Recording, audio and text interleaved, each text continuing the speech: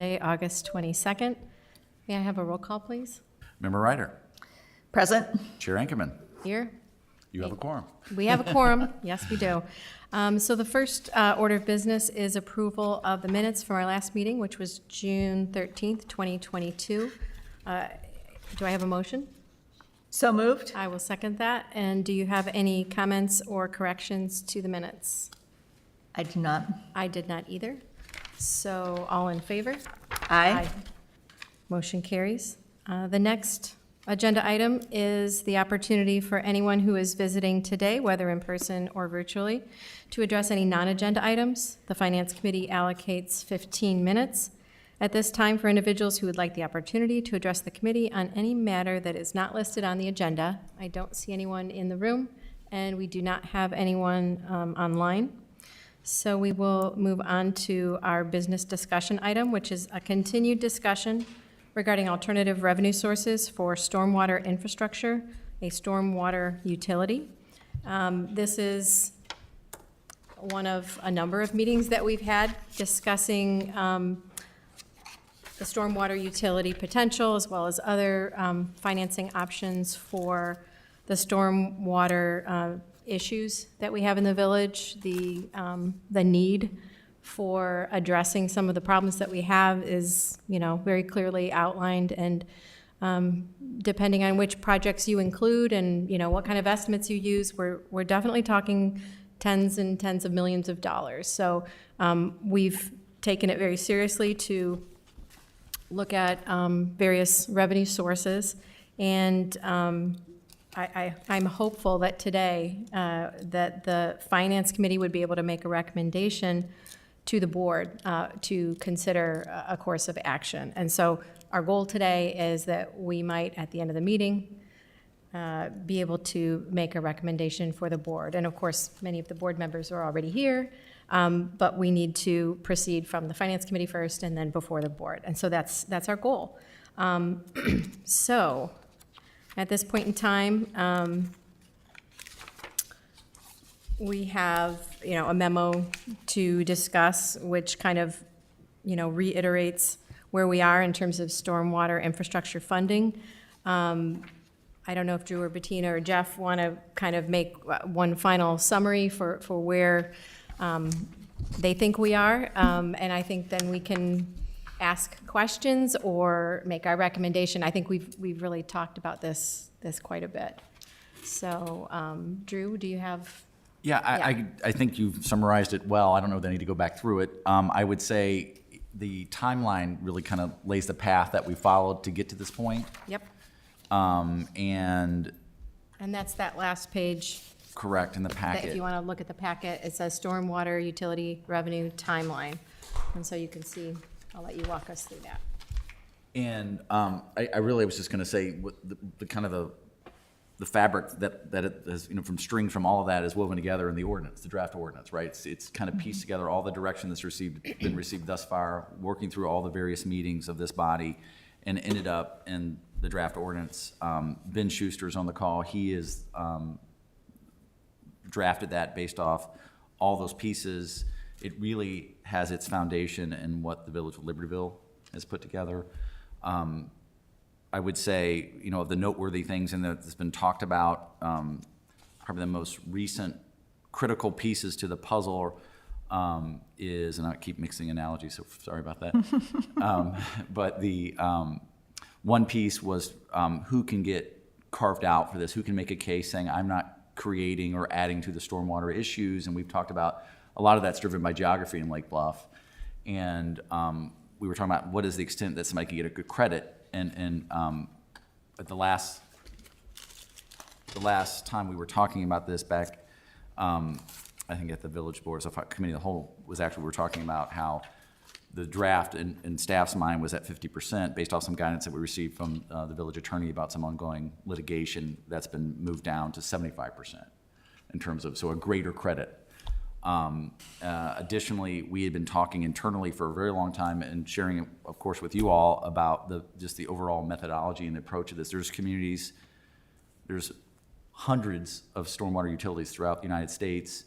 There are almost 100 in Illinois, I believe, and they are all they're all different and that there's some similarities, right? But the methodology that we've chosen to put this together in terms of the village approach is doing it by zoning category and grouping properties that behave similarly and are regulated similarly in terms of impervious surface. And we've talked about this with the village attorneys, and they're comfortable with this approach, and it's a defensible approach. It's not on the continuum of things where some communities have gone to the trouble of measuring every square inch using satellite photography. We're not at that, and we've talked about that. The guidance has been don't go to that level. We don't have those types of resources. We don't want to go down that path. So we're closer to that than we are in some communities where they just come up with a flat fee, or they say, here's your water bill and here's a fee. So we're more on that side of the spectrum, which is attached to tangible use of property and reflecting by zoning district. So that's another highlight. We've also tried to go with a credit program, again, based on the guidance of we want to recognize that homeowners can take certain initiatives that would benefit stormwater, but not really to the degree that large pipes do. And so there is a recognition program for that. And I think staff's recommending that based off what we believe to be the scale of improvement to the overall system. And those are certainly debatable, and they've been talked about a lot. But again, this ordinance kind of stitches all that together. I know member Ryder had a question earlier. I don't know if that question has been answered in your other review of this, but we're happy to answer any questions. Jeff's here, Ben's on the phone, and Bettina's here, and we've all, as a staff, put this together, and again, happy to answer any questions about it. But if the goal is what you're saying, then you can always come back and say, we've gotten it this far, village board, Right. Direct us to take it to the finish line. Right. And one of the things we talked about too, Chair Ankerman, is the communication.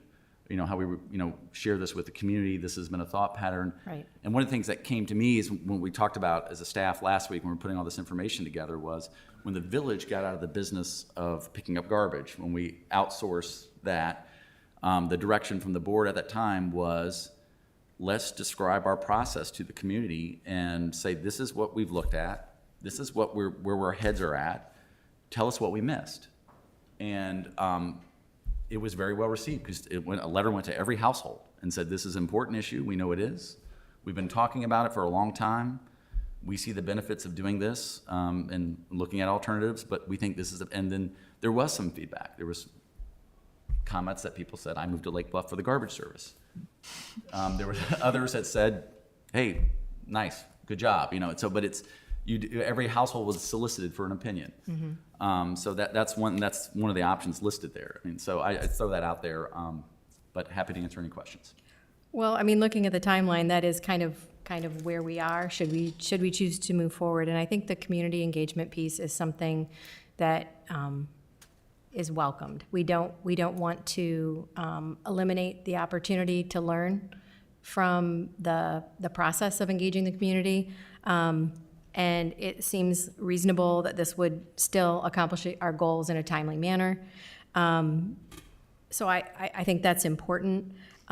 It's also important to just reiterate, we're breaking new ground for the village as we've never had this before, but we're not breaking new ground in terms of this being something novel that no other municipalities have successfully executed before. So we are leaning into the history of what other communities have done, and we're trying to glean from that what looks like a best program for Lake Bluff.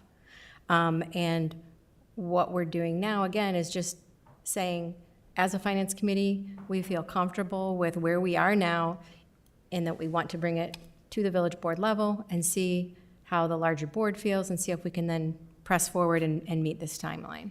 So I would be interested to hear any questions. So I wanted to just identify the two elements here that are similar but not identical. One is credits, which is set forth in 8-25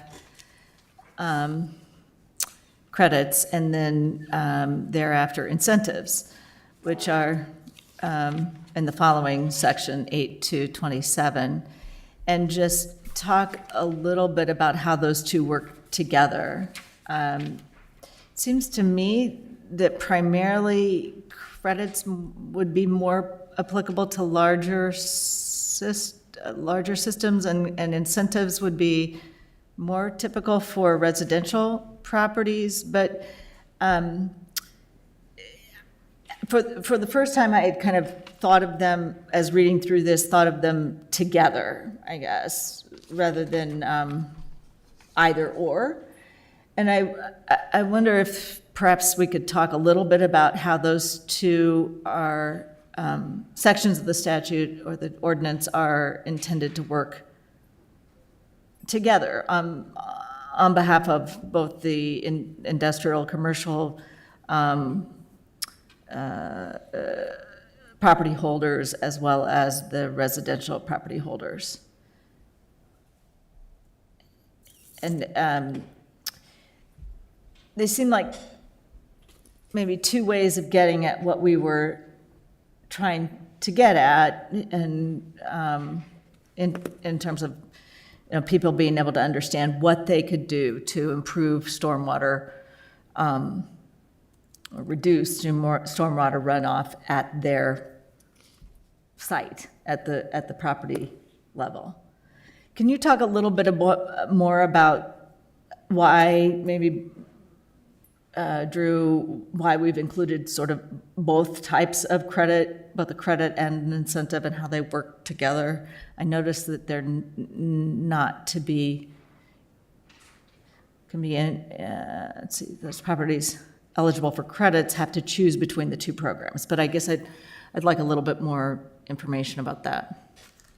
Yeah, I think, again, it's the incentives are more geared towards smaller scale projects that a homeowner could pursue. Okay. And it's really about scale. And Jeff, we've talked about this with regards to a lot of people, residents will put together projects to move stormwater on their property, and it's just not at the same scale that impacts the overall system. They may improve their property in certain small events and are best. But providing that same kind of incentive structure for homeowners to be able to think about maybe their behaviors and how they impact. Rewarding those behaviors. Right. Yes. Right. But also acknowledging that it's not having an overall system-wide dent. Right.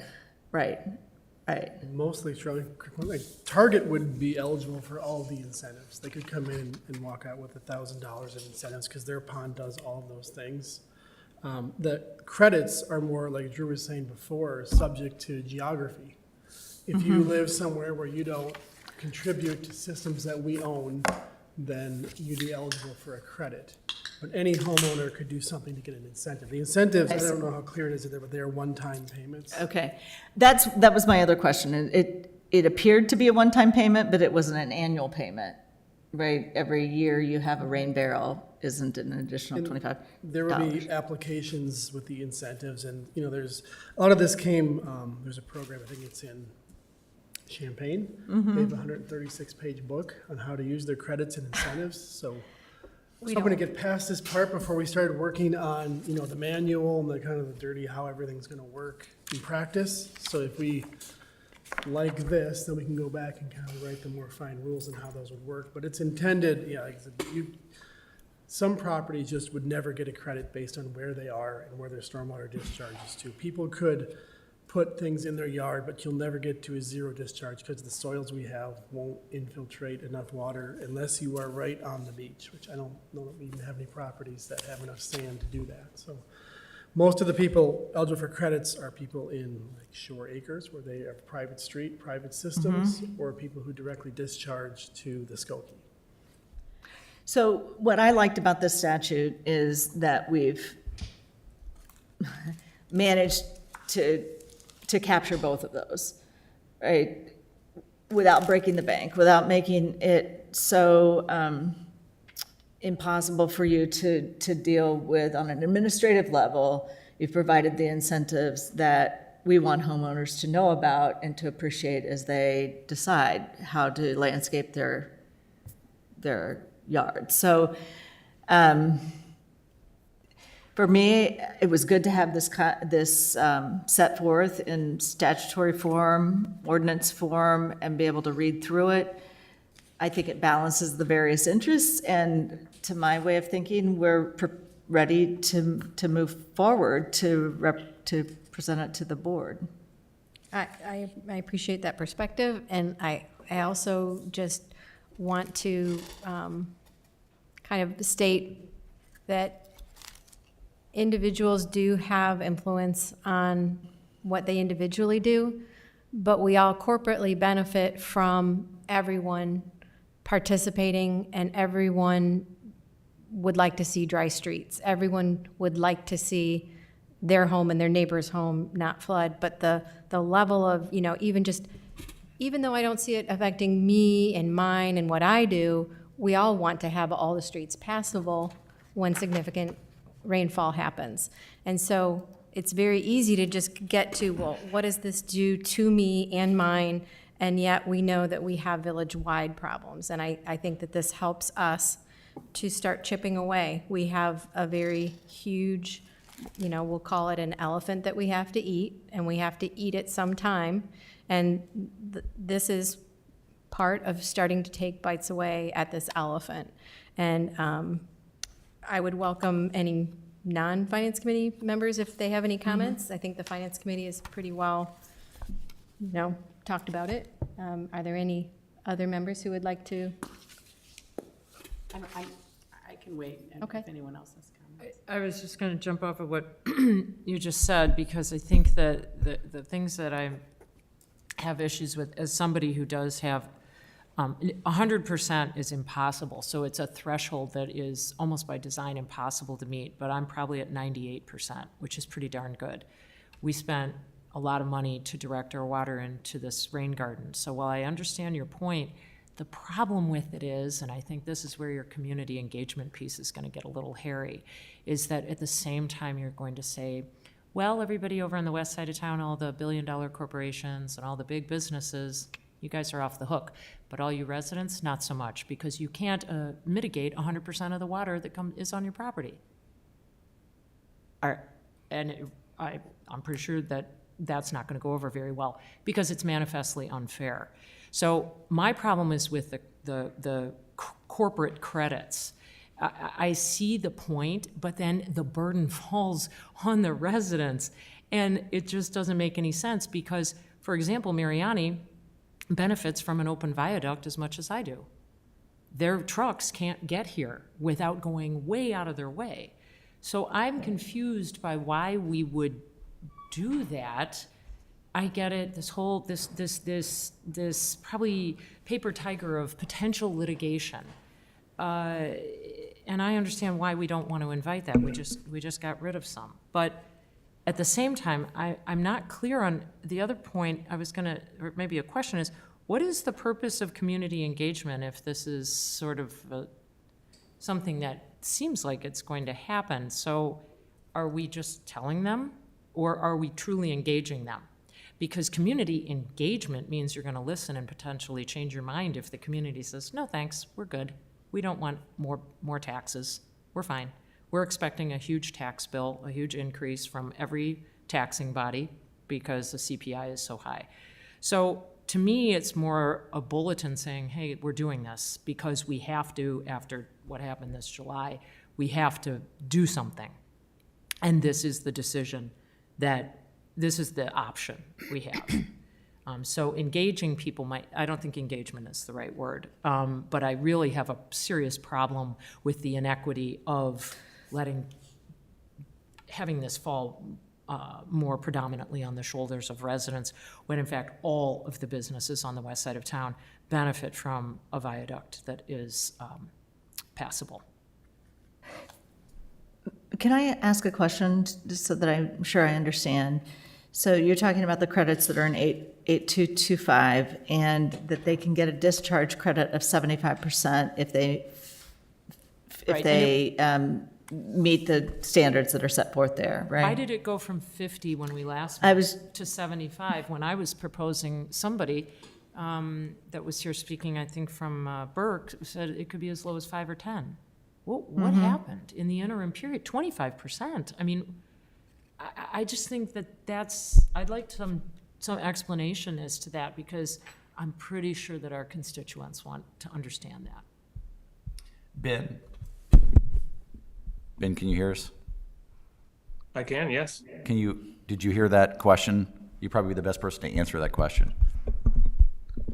So, I mean, the percentage I think is what we were given, but you can certainly set whatever percentage you think is appropriate. We are not bound by 5%. And if you think 5 or 50 or any number is more appropriate, that's certainly a policy consideration for this committee to discuss. And let me give a little more context. We've talked about this number a lot internally, and that, if you remember when Village Attorney Peter Freeman was at the last meeting, we were talking about this, and the conversation came up that Elrod and Freeman were defending some of their clients, the litigation surrounding this issue, and that the criticism was, if you didn't give an ample credit, then the system could fall apart. The idea that you should, and I think, Ben, correct me if I'm wrong, you were advising your clients to go down to 10%, which is essentially a 90% credit. Something somewhere between, or less than 25% anyway. But the idea was that there is, they need to have a pretty strong relief from payment if they could prove that they weren't contributing to the problem. You know, on its face is that if they can show and demonstrate through engineering. Which of course they can, because they're in a different watershed. So it's a self-fulfilling prophecy. And I understand that.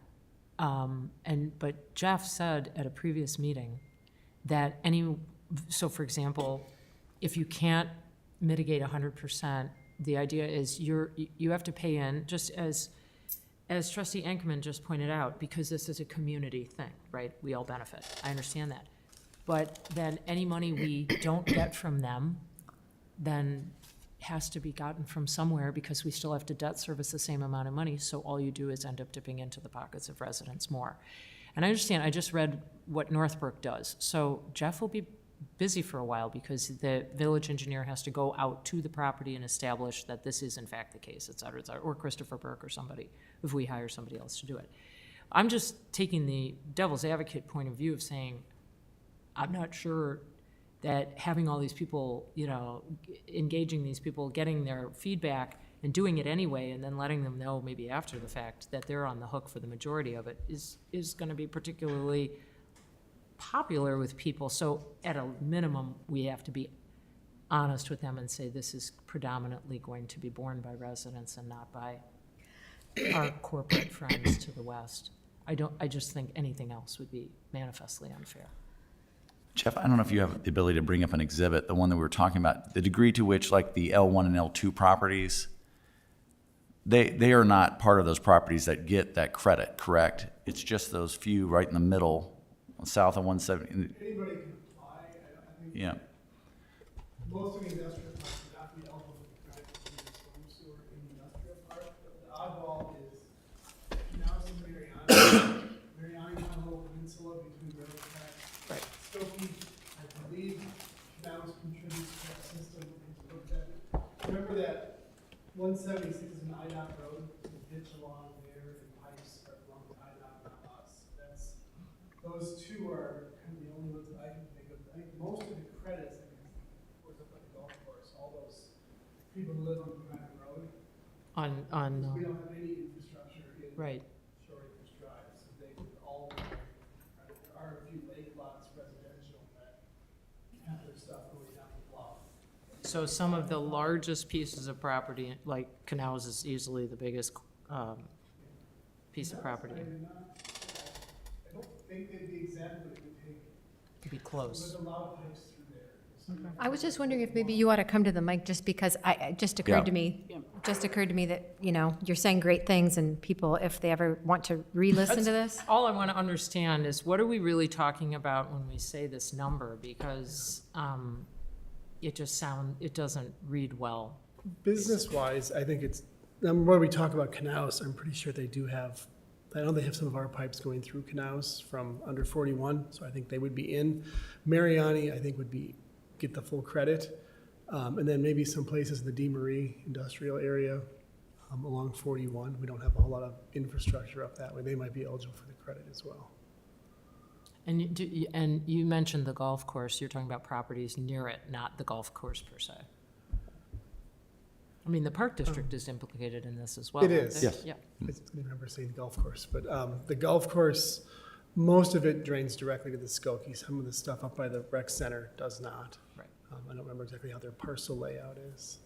And again, the overall goal is to try to, and the reason why it was organized this way is to treat properties who behave similarly in terms of who are regulated in the same manner in terms of impervious surface limitations. So the idea of if you're up in the estate districts, you're going to have larger lots, but with typically less coverage. When you look at there, it's green, right? And so that tends to jive with the goal of trying to get properties that have greater impervious surface and are therefore trying to encourage certain behaviors or how they manage their properties in Right. terms of how much impervious surface they keep or dispose of.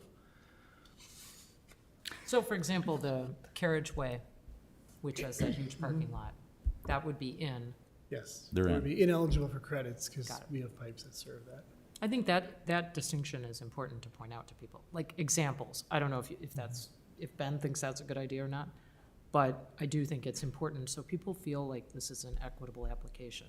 And I think that's the importance of what I call community engagement. Right. It's not anything other than us saying, we've made our best effort to try to chip away at this problem. This is a reasonable solution. This is how it will be, we foresee it being rolled out. And there is the opportunity for people to point out something that may appear inequitable or something that has been overlooked. And I don't look at anything as a foregone conclusion, and the process is long and arduous. And I think that we've worked really hard to kind of vet out our options and get to this point. I think that following along on our timeline, it's important for us to just keep on track so that we continue and now establish a funding source.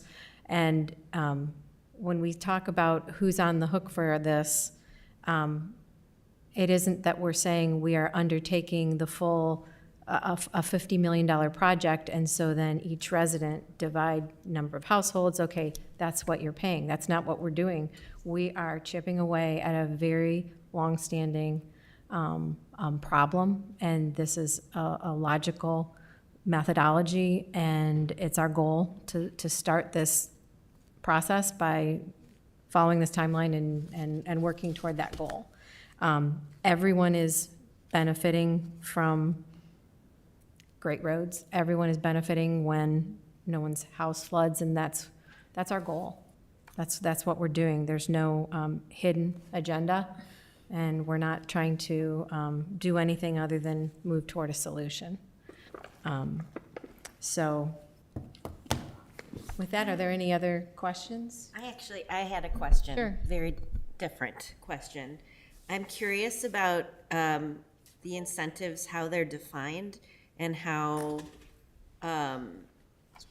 we would go about implementing, so that, for instance, I'm interested in, as a resident, doing all of those things. But how, is there gonna be information about what specifies a rain garden or runoff volume reduction? Or could I just do it and say I did it? Right. You know what I mean? I think Yeah. that's the community engagement piece, and that it will start to be outlined in more user-friendly terms, as opposed to, here's your statute, right? That's helpful to some portions of the community, but to the general public, that's not very helpful. And so it will need to be brought out in more of a flow chart and a diagram and images, and just looking at the impact of, if my annual impact is $109, maybe I'll have a couple of years before I can use that entire incentive, right? Because the incentive actually exceeds what my annual cost might be. So things like that, we'll just have to kind of walk through that and see what makes sense. And so that would be, we're just talking about it with residents. Oh, okay.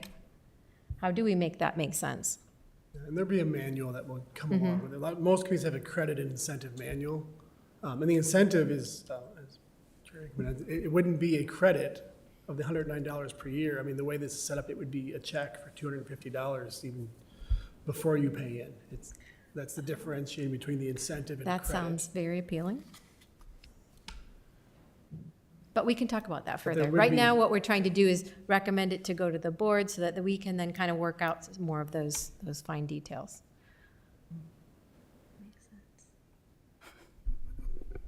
Joy? Yeah, I just had a couple things. So I think the last time we talked about this, I mentioned, hey, this seems like this is a done deal now.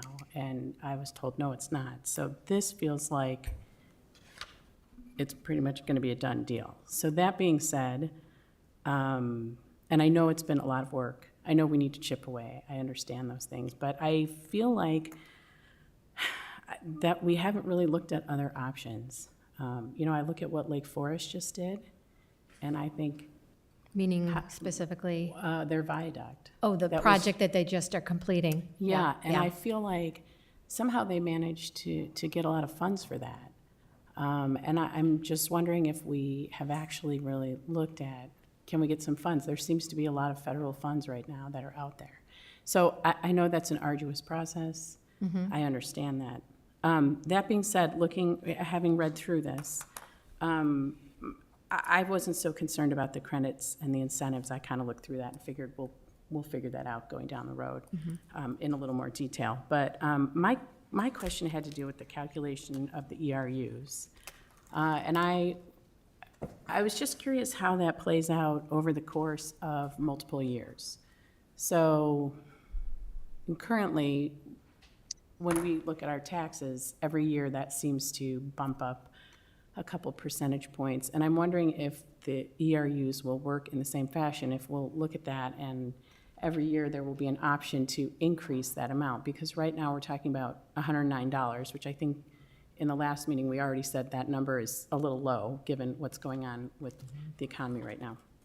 So I'm just wondering how we're going to manage that, and maybe that's a question for further down the line, but I'd be interested to know how that calculation actually works and what the expectation is going forward with it. I wanted to, address some of the foregone conclusion concerns. We have researched a number of different methods for obtaining funding, and certainly we are pursuing grants on a local, regional, federal level, and we have and we will. That only makes sense, and that's where the big changes happen. The issue that we have before us is that to demonstrate a viable plan and to implement a phase, you need to have the engineering, and you need to have all of those things that are, in preparation so that you can say, oh, this is what it would take to build that initial trunk that all these other things could feed into. And that's part of our first bite of, we need to do those things now so that we can intelligently and with data state, at this point in time, this is what we think we need, and this is a path to get there. And so when we looked at transfer tax, when we looked at stormwater utility fee and other things, we landed on this as a finance committee as something that we would recommend. It isn't that other things weren't talked about, and it wasn't that it was a foregone conclusion. It was that this appears to be the best option and what we choose to recommend to the board, and then the board can listen and decide at a board level if they want to go with the finance committee's recommendation. So we've provided data, again, a path. We've provided a way to help chip away and continue to show this is how we can accomplish this path. But if we just only have ideas and we don't have any dollars to help us get engineering and plans, and we don't get anywhere. It's all just nebulous. And so I think that as a committee, we've looked at a number of things, and we have kind of landed on this one and researched it and taken staff recommendation that this would be a good path. So now we're going to open it up to the board once we recommend. If, again, Susan and I appear to be heading that way, then we can talk about it at a board level and see if we have board support for that. The other thing, if I might, this is Ben, is that one does not preclude the other. So the idea would be setting up a fee, which you would be establishing probably usually annually, as you do many of your fees, and then looking at what's appropriate in terms of your upcoming spend and what you want the investment to be. So for example, if you sought a grant and received a large amount for stormwater improvements, you always have the ability to set the fee lower and say, we don't need to collect nearly as much because we've gotten this wonderful grant that's paying for a big section of the infrastructure improvements. So it would be something, the way this is kind of established would be, you would be evaluating as a board on on an annual or, basis to figure out what exactly you want the fee to be, what's appropriate based on your priorities. Right, and when we had our, preliminary meetings, one of the things that came up, and I think it was a recommendation from you specifically, that you asked that we only pursue one avenue at this time. And so that's kind of Not a how things transfer got tax pretty as well. narrow. Yeah. It really is. And so, but as a finance committee, we have to decide what we recommend. We'll bring it back to the board, and then everybody can weigh in again. But it was actually in response, that we not just. I guess I would prefer that we not do either of those things, but that's not where we're at now because we're not. And I guess more of my question is how we'll manage the fee going forward. How will that look? Will we, let's say we have a year where wow, we have to do all these other things, or we have X, X, and X that we have to do this year, so now we need to can we arbitrarily bump the fee up? Or is there some sort of structure outside of just it's a calculation?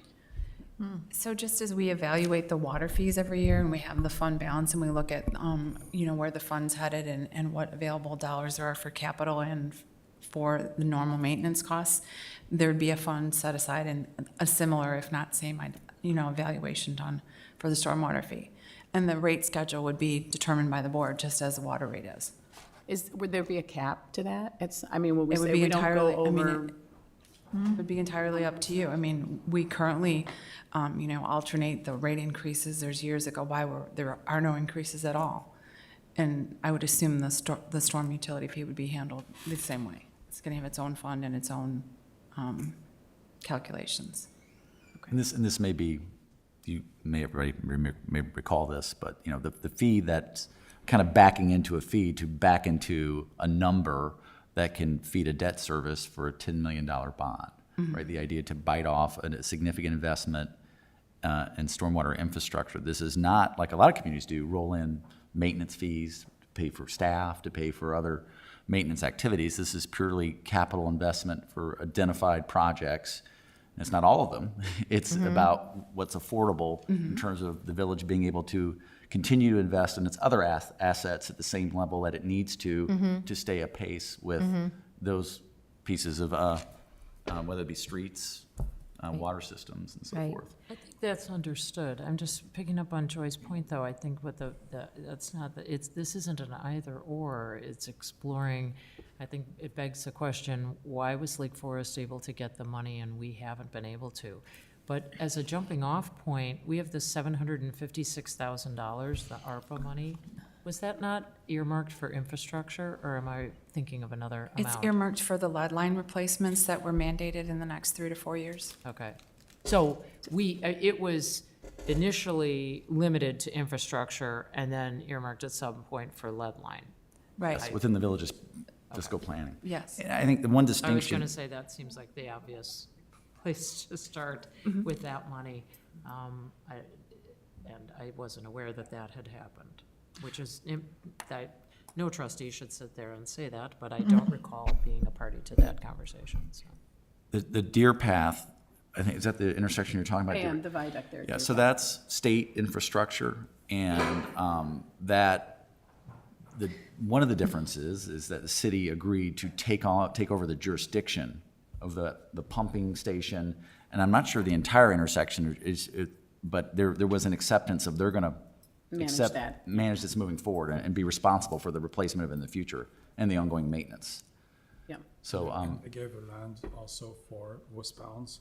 On the So golf course, yeah. I gave infrastructure also for the construction of that Yeah. to the state and getting responsibility for it going forward. So if I might, though, in addition, as I understand it, even if we got all the money in the world for the viaduct from the state, we still have the pipes that are the branches off of the viaduct that we need to pay for, and that money isn't going to be paid for from the state. So, as I understand it, so even if we accept that we're comparable to the Deer Path Viaduct somehow, our 176 viaduct, we're talking about significant millions, multi-millions of dollars that need to go into the pipes downstream from that viaduct that we don't have, as I understand it anyway, a hope that we're going to get the state coming to our rescue to come pay for doubling the size of the pipes that come down North Avenue. Am I right about that? I mean, so we have to invest in that, even if we got the IDOT to pay for everything to get the bigger pipe under the viaduct.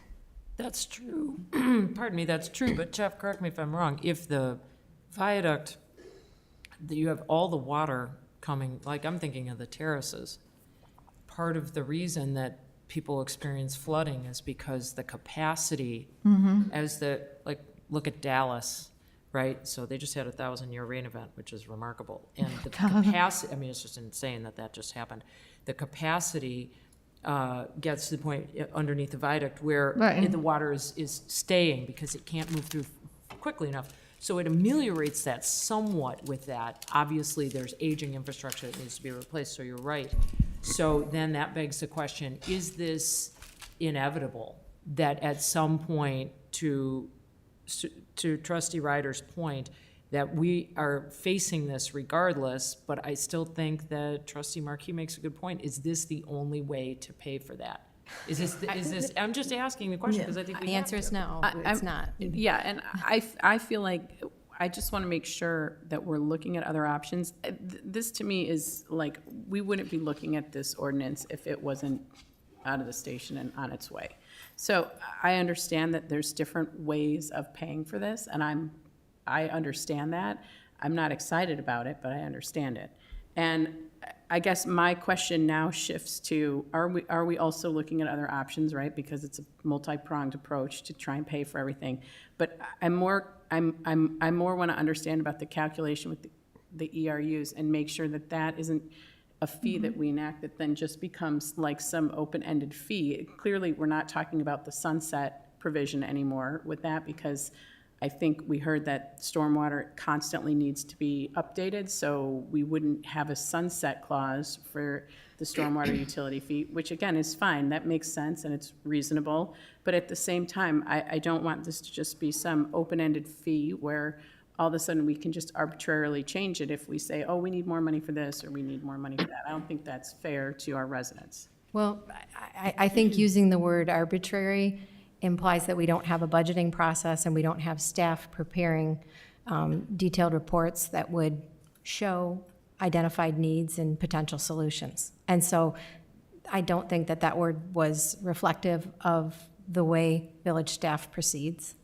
And if doing nothing means that we just wait for that great big $12 million from this agency or $5 million from that agency, I don't think that as a finance committee, that's been what we have discussed, because we don't want to just wait for that big windfall. We will work toward that end. But in the meantime, we need to work toward how to make that trunk that everything else feeds into, that very critical piece. We need to move toward that. And this is one of many options. And based on staff recommendations, the one that we're pursuing. It's not arbitrary, and we are never arbitrary in the fees that we charge to our residents, we aim to be good stewards because we also are paying those exact same fees. We obviously are wanting to do things that are responsible because we pay them as well. So I just wanted to reiterate that we're going with staff recommendations, we're pursuing other sources, we are never arbitrary in what we choose, and there are many options that we could take, and this is just one of many that we chose to pursue so that we didn't choose so many all at once that it was difficult to kind of lose sight of where we are. It's a long, arduous process. You can see where we are in it, right? And so we're going to see this one to the finish line and see what we can accomplish based on that, because we have a big, big task ahead of us. And everyone is at least acknowledging that, which is, we all know it floods. We all know 100-year storms are becoming every 7.2 years, and all those things are true. So at this point in time, I want to, once again, open it up for last comments. Regis? So thank you for doing this. As a finance committee chair, you're absolutely right. We have a first page of our that meeting identifies that we're looking for $54 million. This is soup to nuts, what it takes to resolve our issues. We cannot do that. This is 4 times, 5 times our yearly annual budget. So we need to start somewhere. You're absolutely right. This is one of the ways to fund our need. And the first need will be the viaduct, $17 million. We're taking over a state because nobody's doing anything about it. We're going to do it. This is basic infrastructure to take care of the water in our village, but will basically help us with the viaduct, but also East Terrace and North Terrace to alleviate their issues, and that helps us basically now build upon that infrastructure to build on the rest of the village wherever we are on this side for this watershed, not on the other side of Green Bay. But we're not stopping with this fee. This fee is one solution. We're also, of course, talking to other source of revenue that are at the federal level and so on to actually help us achieve that. This is a big deal. We are taking on this board the things that have not been done for the past 75 years. That infrastructure is crumbling. And so it's a big task for us to actually take this on, to get it done. And we need to take one day at a time to build basic, to actually now do soup to nuts for the whole community. So thank you. Yes. Any final comments? Well, I did just want to say, I know, like, I'm not saying the most popular things. I feel like they need to be said. I know you guys have done a tremendous amount of work, and I appreciate it. Thank you. And I know we're looking at multi-pronged approach and what have you. I just want to make sure we're kind of making sure we cover all of our bases and think about all the different pieces. So, and I thank do you. welcome those comments because it makes us have to answer that. And that's what we're supposed to do. We're supposed to think about it from all perspectives. And it's, uncomfortable, but we have to do it. We have to do it. So at this point in time, do we want to make a recommendation? Let me see if there's any comments from the public. Oh, that would be a great idea. I didn't think of that. Has anyone even tuned in to the meeting? there are some folks tuned If in. anyone is tuning in and would like to, actually, we have members of the audience here now who were not here earlier. We would welcome any comments you would like to make at this point in time. And I'm hearing none from the visitors in the room. We're not seeing any virtual comments. At this point in time, I would welcome a motion to make a recommendation to the wider village board to enact the steps toward the stormwater utility revenue timeline and see if this has wider board approval. Do you have a more concise motion? So I would move that we proceed to recommend this to the wider board.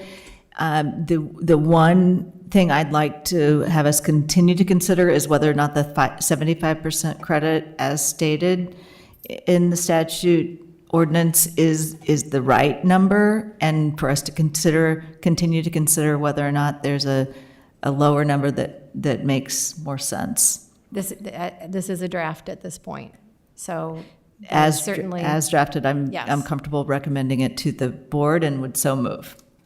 And I will second that. All in favor? Aye. And looking at our agenda, there is a staff report, but perhaps the staff report was what we just talked about at length in terms of how we got where we are. If there's any additional reports to be made, this would be the time. The only thing I was going to add, Bettina won't be able to join us in tonight's village board meeting, so if there's any questions or comments about the warrant or the finance report, she'd be happy to answer any of those questions. I see. I did not have any at this time. And I'm hearing none from any others who are present at this evening's meeting. So thank you for attending, and thank you for all your comments, Jeff and Bettina. And so at this point, I would entertain a motion to adjourn. If Susan would like to make a motion to adjourn, that would be welcome. So moved. And I'll second that. All in favor? Aye. Aye. We're adjourned. Thank you.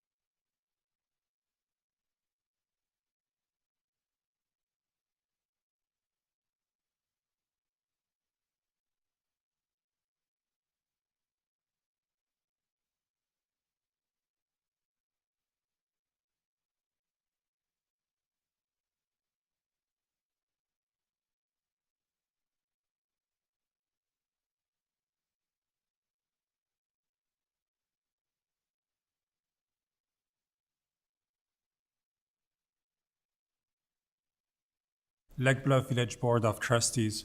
Clerk, please call the roll. Trustee Inkeman. Here. Trustee Brienne. Here. Trustee Fisher. Here. Trustee Markey. Here. Trustee Ryder.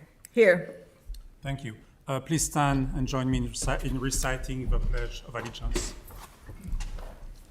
I pledge allegiance to the flag of the United States of America and to the republic for which it stands, one nation, under God, indivisible, with liberty and justice for all.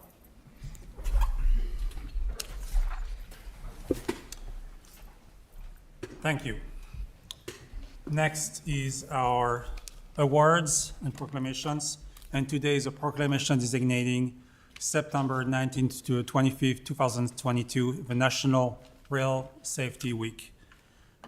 Whereas 2,148 rail grade crossing collisions resulted in 658 personal injuries and were responsible for 238 fatalities in the United States during the year 2021. And whereas 1,151 trespassing incidents have occurred in the United States, resulting in 528 pedestrians being killed and other 623 injured while trespassing on railroad property rights of way during 2021. And whereas educating and informing the public about rail safety, reminding the public that railroad right-of-ways are private property,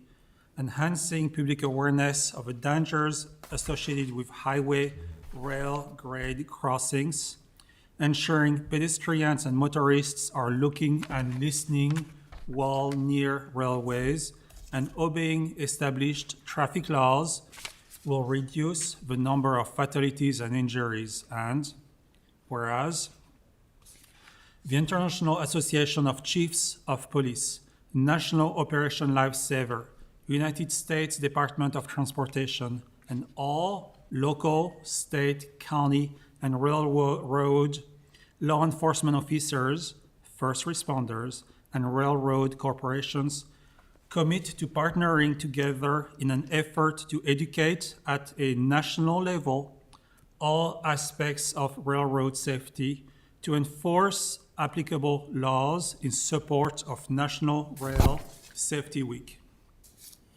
Now therefore, be it resolved that I, Régis Charlot, Village President of the Village of Lake Bluff, Illinois, do hereby proclaim the week of September 19th to the 25th, 2022 National Rail Safety Week in the Village of Lake Bluff.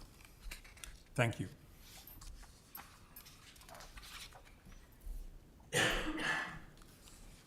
Next is item number 4, the consideration of the minutes of July 25th, 2022 Village Board meeting. Is there a motion to approve the minutes? So moved. A second. Second. Do we have any changes? I see none. Thank you. Clerk, please call the roll. Trustee Inkeman. Aye. Trustee Brienne. Aye. Trustee Fisher. Aye. Trustee Markey. Aye. Trustee Ryder. Aye. Thank you. Next is item number 5, non-agenda items and visitors. The village president and board of trustees allocate 15 minutes during this item for those individuals who would like the opportunity to address the village board of trustees on any matter not listed on the agenda. Each person addressing the village board of trustees is asked to limit their comments to a maximum of 5 minutes. I understand that we have at least one person willing to address the board. Please state your name and address. Yes, my name is John Grand, and I reside at 200 Sunset Terrace. Our home sits in the shadow of Stonebridge's magnificent tower. I see it every single day. Just a few years ago, I sat in this room and I listened to Peter Kite, managing partner of the Roanoke Group, talk about the development plan for the Stonebridge property. The manor house would contain residences, the beautiful gardens would be restored, etc., etc., etc. He even submitted a traffic study showing no impacts from the development on Green Bay Road because with only retirees and empty nesters, nobody was going to be up before 10 o'clock. Looking back, I recall thinking, this guy is saying all the right things. He went on to talk about his respect for the village and assured listeners that his development would be compatible with the look, the feel, and the history of Lake Bluff. The village, in its turn, has done everything possible to accommodate Mr. Kite and his group, bending over backwards, change after change in the development plan. And that was a mistake. And we don't expect our leaders to be perfect, but when a mistake is made, we expect them to realize it. And having realized it, we expect them to correct it. Now, it's not your fault, perhaps, that things are the way they are, but it is your responsibility to have done something about them. Because despite the acquisition of the village to every request for change, nothing was being built. And good neighbor Mr. Kite, he allowed his fence to deteriorate and replaced it only under duress. He allowed the manor house to deteriorate while arguing for greater density on the site. And ultimately, to no one's great surprise, Mr. Kite informed the village that the manor house could not be developed as planned because it was too expensive. The solution? Demolish it. And the village has agreed. Now, this certainly raises a question. How could the Roanoke Group have been so naive when it made its promises regarding the restoration and reuse of the manor house? Now, it seems to me that any reputable, experienced professional developer would have determined the feasibility and attendant costs of restoring and repurposing the manor house at the outset. But to discover the problem some 10 years after, that's strange credulity. Meanwhile, the village has spent hours dealing with the endless issues, changes, modifications, and non-compliance associated with this project. And Mr. Kite has over and over again had his request granted. So I ask again, where is the development? The village and its taxpayers are out hundreds of thousands of dollars. Yet in the recent settlement agreement, even the legitimate fines levied to force Mr. Kite to fix his fence were waived. According to the village, it gave in on all these issues out of fear of losing more money through further litigation. Now that suggests that the village's case was weak and its actions indefensible. And that raises questions about what the taxpayers got for the legal fees paid. Now, if I was a cynic, I would say that the village basically decided to give Mr. Kite anything he wanted just to make this go away. So after all the time, all the money spent, all the accommodations, where are we? We have no development, and the property is for sale again. Mr. Kite is walking away, and that would be fine, except for one thing. His parting gift to the village he claimed to admire is the destruction of an iconic piece of its history. He claims this is necessary to make the property saleable. But in fact, serious offers have been made for the manor house and the gatehouse and rejected with no good faith negotiation to find the right price. Indeed, a serious offer to buy the entire property with those two structures intact was also made and rejected with no further discussion. Now, close reading of the settlement agreement suggests that there is no right price. No, Mr. Kite simply wants to destroy the manor house, period. And once it is gone forever. And the gatehouse, with its beautiful tower, gone too. And that is a shame. Worse, in the village's own budget document, it says that the administration is, quote, to maintain and manage the historic and architectural preservation of the village. Not much ambiguity there, but it's just empty words that are unsupported and apparently unsupportable. People of Lake Bluff deserve better. Now, in the end, you may wonder why all the fuss over a few dilapidated buildings. Communities, like people, have histories that have shaped their character. And we honor that history not to indulge in nostalgia, but rather to ground ourselves. The late historian David McCullough observed, "History is who we are and why we are the way we are." Now, one could argue that preserving that history in memory or through photographs and artifacts is sufficient. George Washington's home, Mount Vernon, have any of you visited that? It had fallen into disrepair and was headed for demolition. Would it have been enough to have sketches and drawings and verbal descriptions of that property? Mount Vernon was saved and restored by the Mount Vernon Ladies Association, and likewise, serious offers had been made to purchase and restore the manor house and gatehouse at Stonebridge. But Mr. Kite continues to argue that he can't sell the property if the structures remain. That seems to be an unfounded assumption, given reports of offers to buy the property with the structures. And I can imagine a development with those structures in place. For the new residents, it would link the new community directly to Lake Bluff's past. It's important to remember that destroying a community's history is an assault on its present and its future as much as its past. And a community that forgets its history can function no better than an individual with amnesia. Stonebridge project has had a long and difficult history, but there are valuable lessons to be learned from it as hopefully a new project is proposed. One of those lessons is the importance of timely and in-depth consultation with and involvement of the community. I met with Drew Urban a couple years ago to discuss just this issue, and I want to publicly express my thanks to him for the extra efforts he has made to answer inquiries from me on behalf of the Stonebridge Watch Group. This is the sort of open and transparent government that should be the norm. But it is tragic that those lessons have had to have been learned at so great a price. Finally, I would like to recommend that unless it is given the support necessary to carry out its mission, the Historic Preservation Commission should be disbanded. There are a number of steps that it could have taken to at least try and preserve the historic buildings on the site. Why they did not is a question. But there is no point in having a Historic Preservation Commission if it is only to be an empty and symbolic piece. I thank you for your attention. Thank you.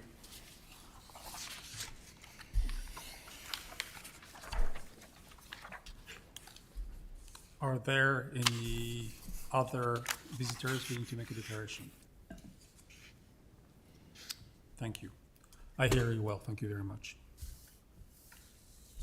Next is item number 6. The village board sets the order of a meeting. The village president and board of trustees will entertain requests from anyone present on the order of business to be conducted during the village board meeting, and understand that we have item 12, 14, 15, 16 that will be addressed first. Are there any more requests, or are there any objections? Thank you. So next item is item number 12, a resolution honoring the service of police officer Merit Price. Is there a motion to approve this resolution? So moved. Second? Thank you.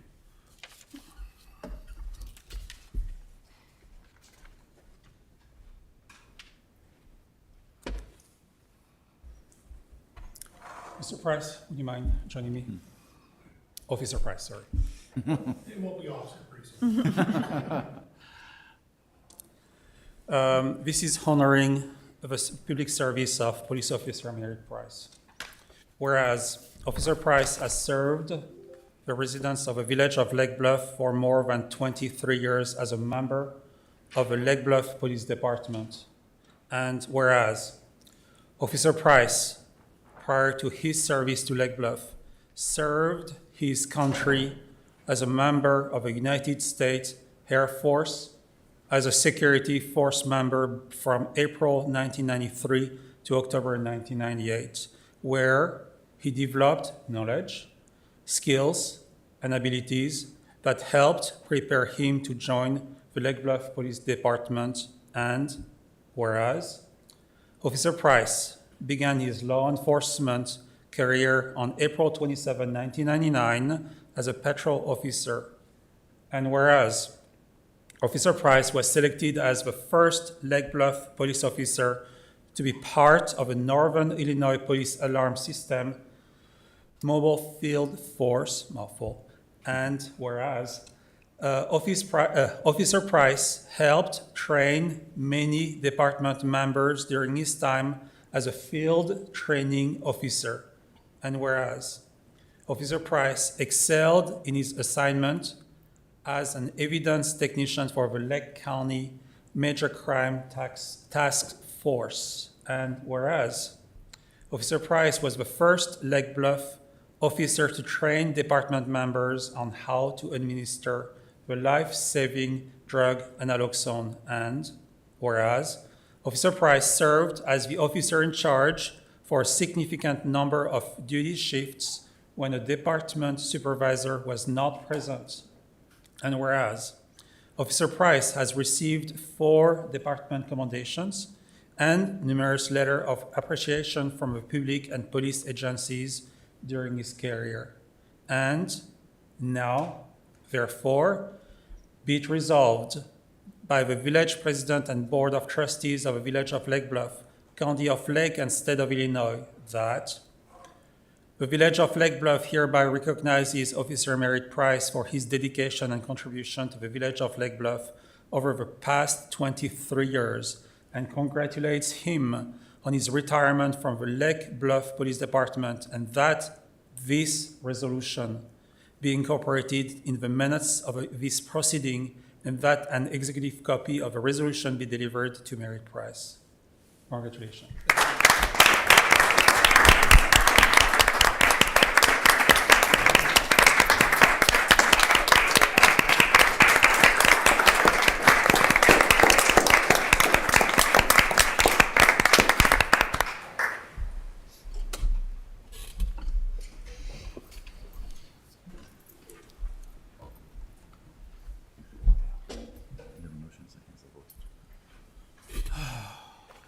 This is a voice vote. Any questions?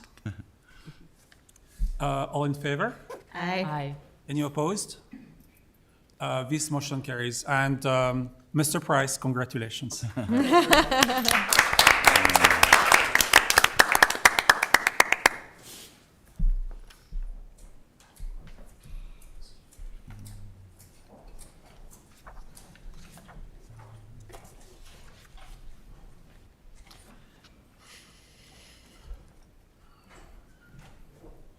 Thank you. Next item is item number 14, a second reading of an ordinance granting variations from the village side yard setback and daylight plane height restrictions at 500 and 502 East North Avenue. Is there a motion to approve the ordinance? So moved. Thank you. Second. Second. Thank you.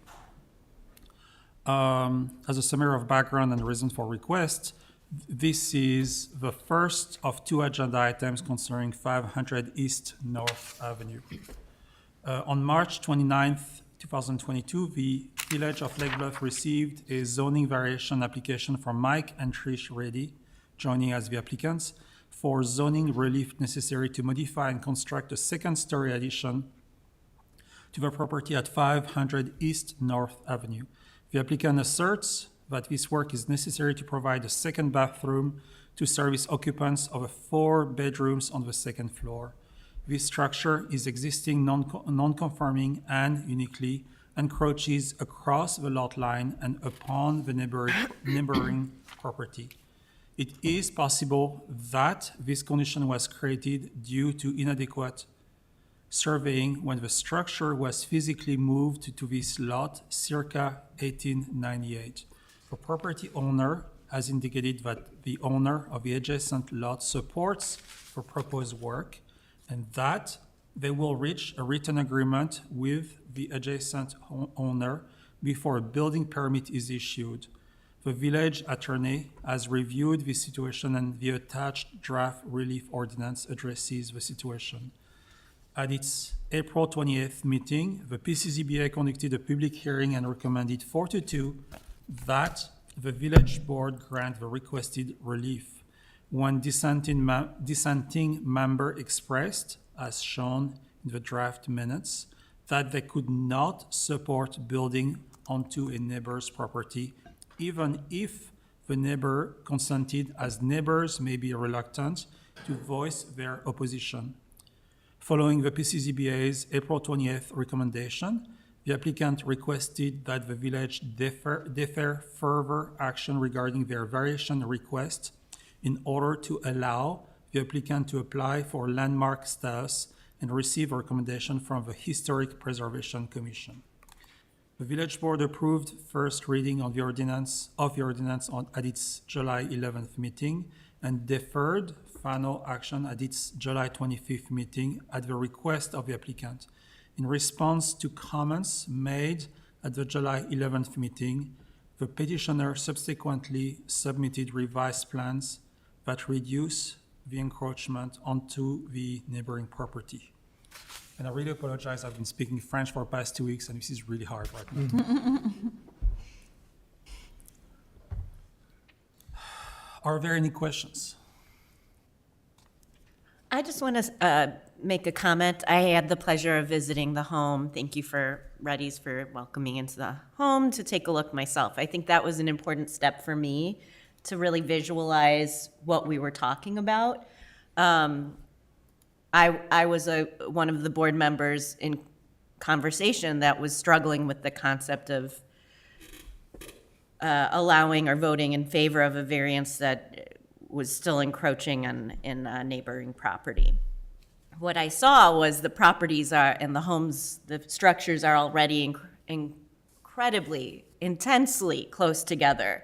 And the proposed construction that I'm looking at and the plans that we were sent today even show a willingness to not only take board recommendations, but to accommodate and actually improve on a situation that's already existing. So what I don't want to do is, as a board, get in the way of improving a situation that for whatever reason is already not complying with zoning regulations, and not take advantage of our ability to be subjective here. So that's what I want to share with everyone, that I got to see it, that I think that the issue remaining is the light obstruction, which is already seems like a non-issue for the neighbor because it's already kind of a precarious close. I mean, you could squeeze like a body sideways between the structures, it seems. So that's what I want to say. Thank you.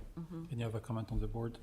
I'd just like to add, the Trustee Fisher, I appreciate her comments and I agree with them. Like, I think, I really appreciate that the homeowner came back with a new plan that was less encroachment and decided to do that kind of on their own, given what happened at the previous meeting, at the previous vote. So I appreciate that. I think this plan looks great, and I hope that the rest of the board feels the same way.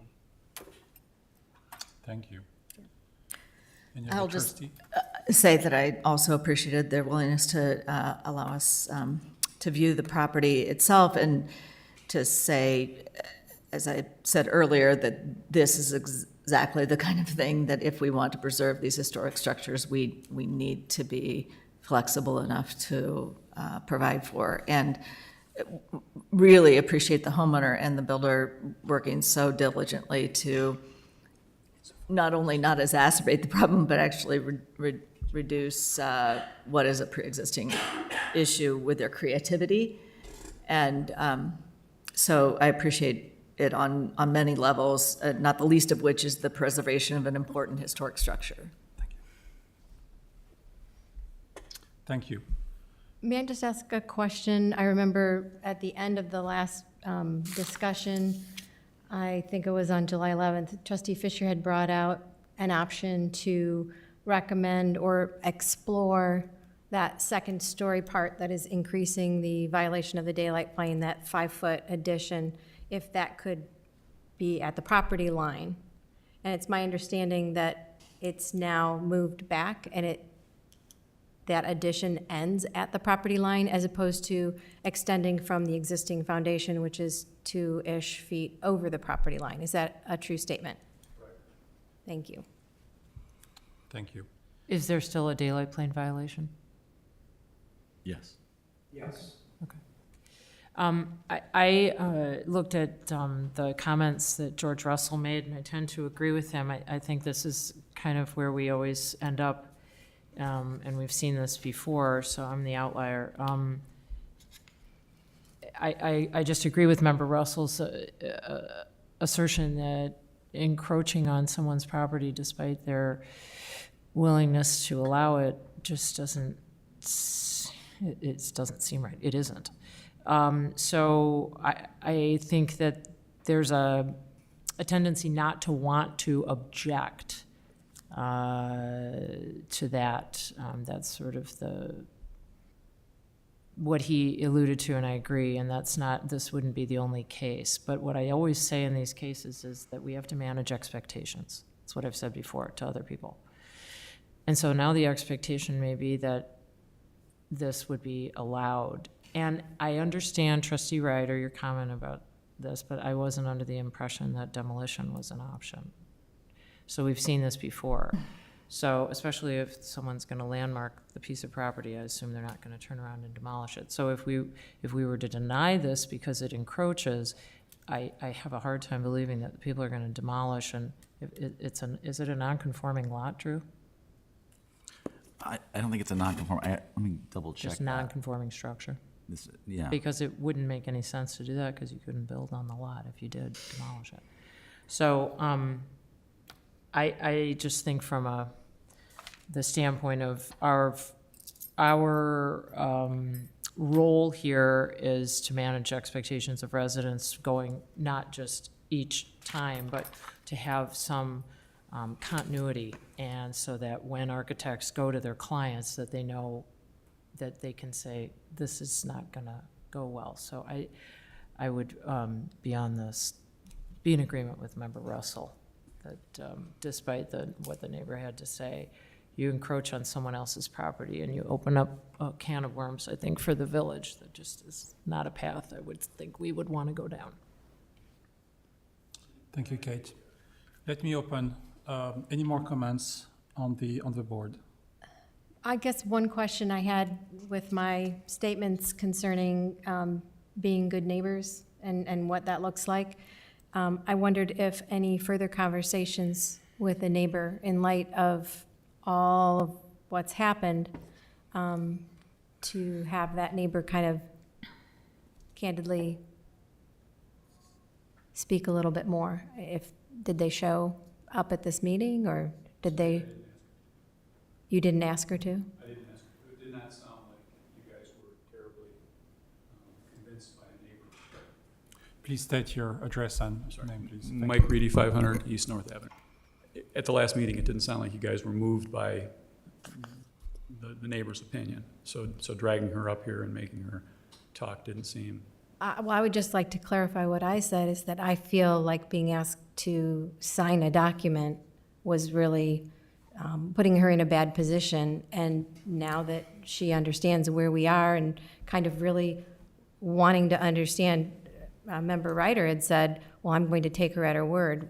Whereas my position was, I know I've had to say things that were really hard to say, but I did it in terms of trying to promote neighborly harmony. And so I wondered, given those comments, if she felt compelled to say something, or you felt compelled to reach out to her, or to find out a little bit more? I spoke to her, and she was happy with the first plan. She's happier with this one. Just to clarify, this is what George Russell objected to, was building mass on somebody else's property, and we understood that. We understood the objection. We're taking mass off of her property. We're not.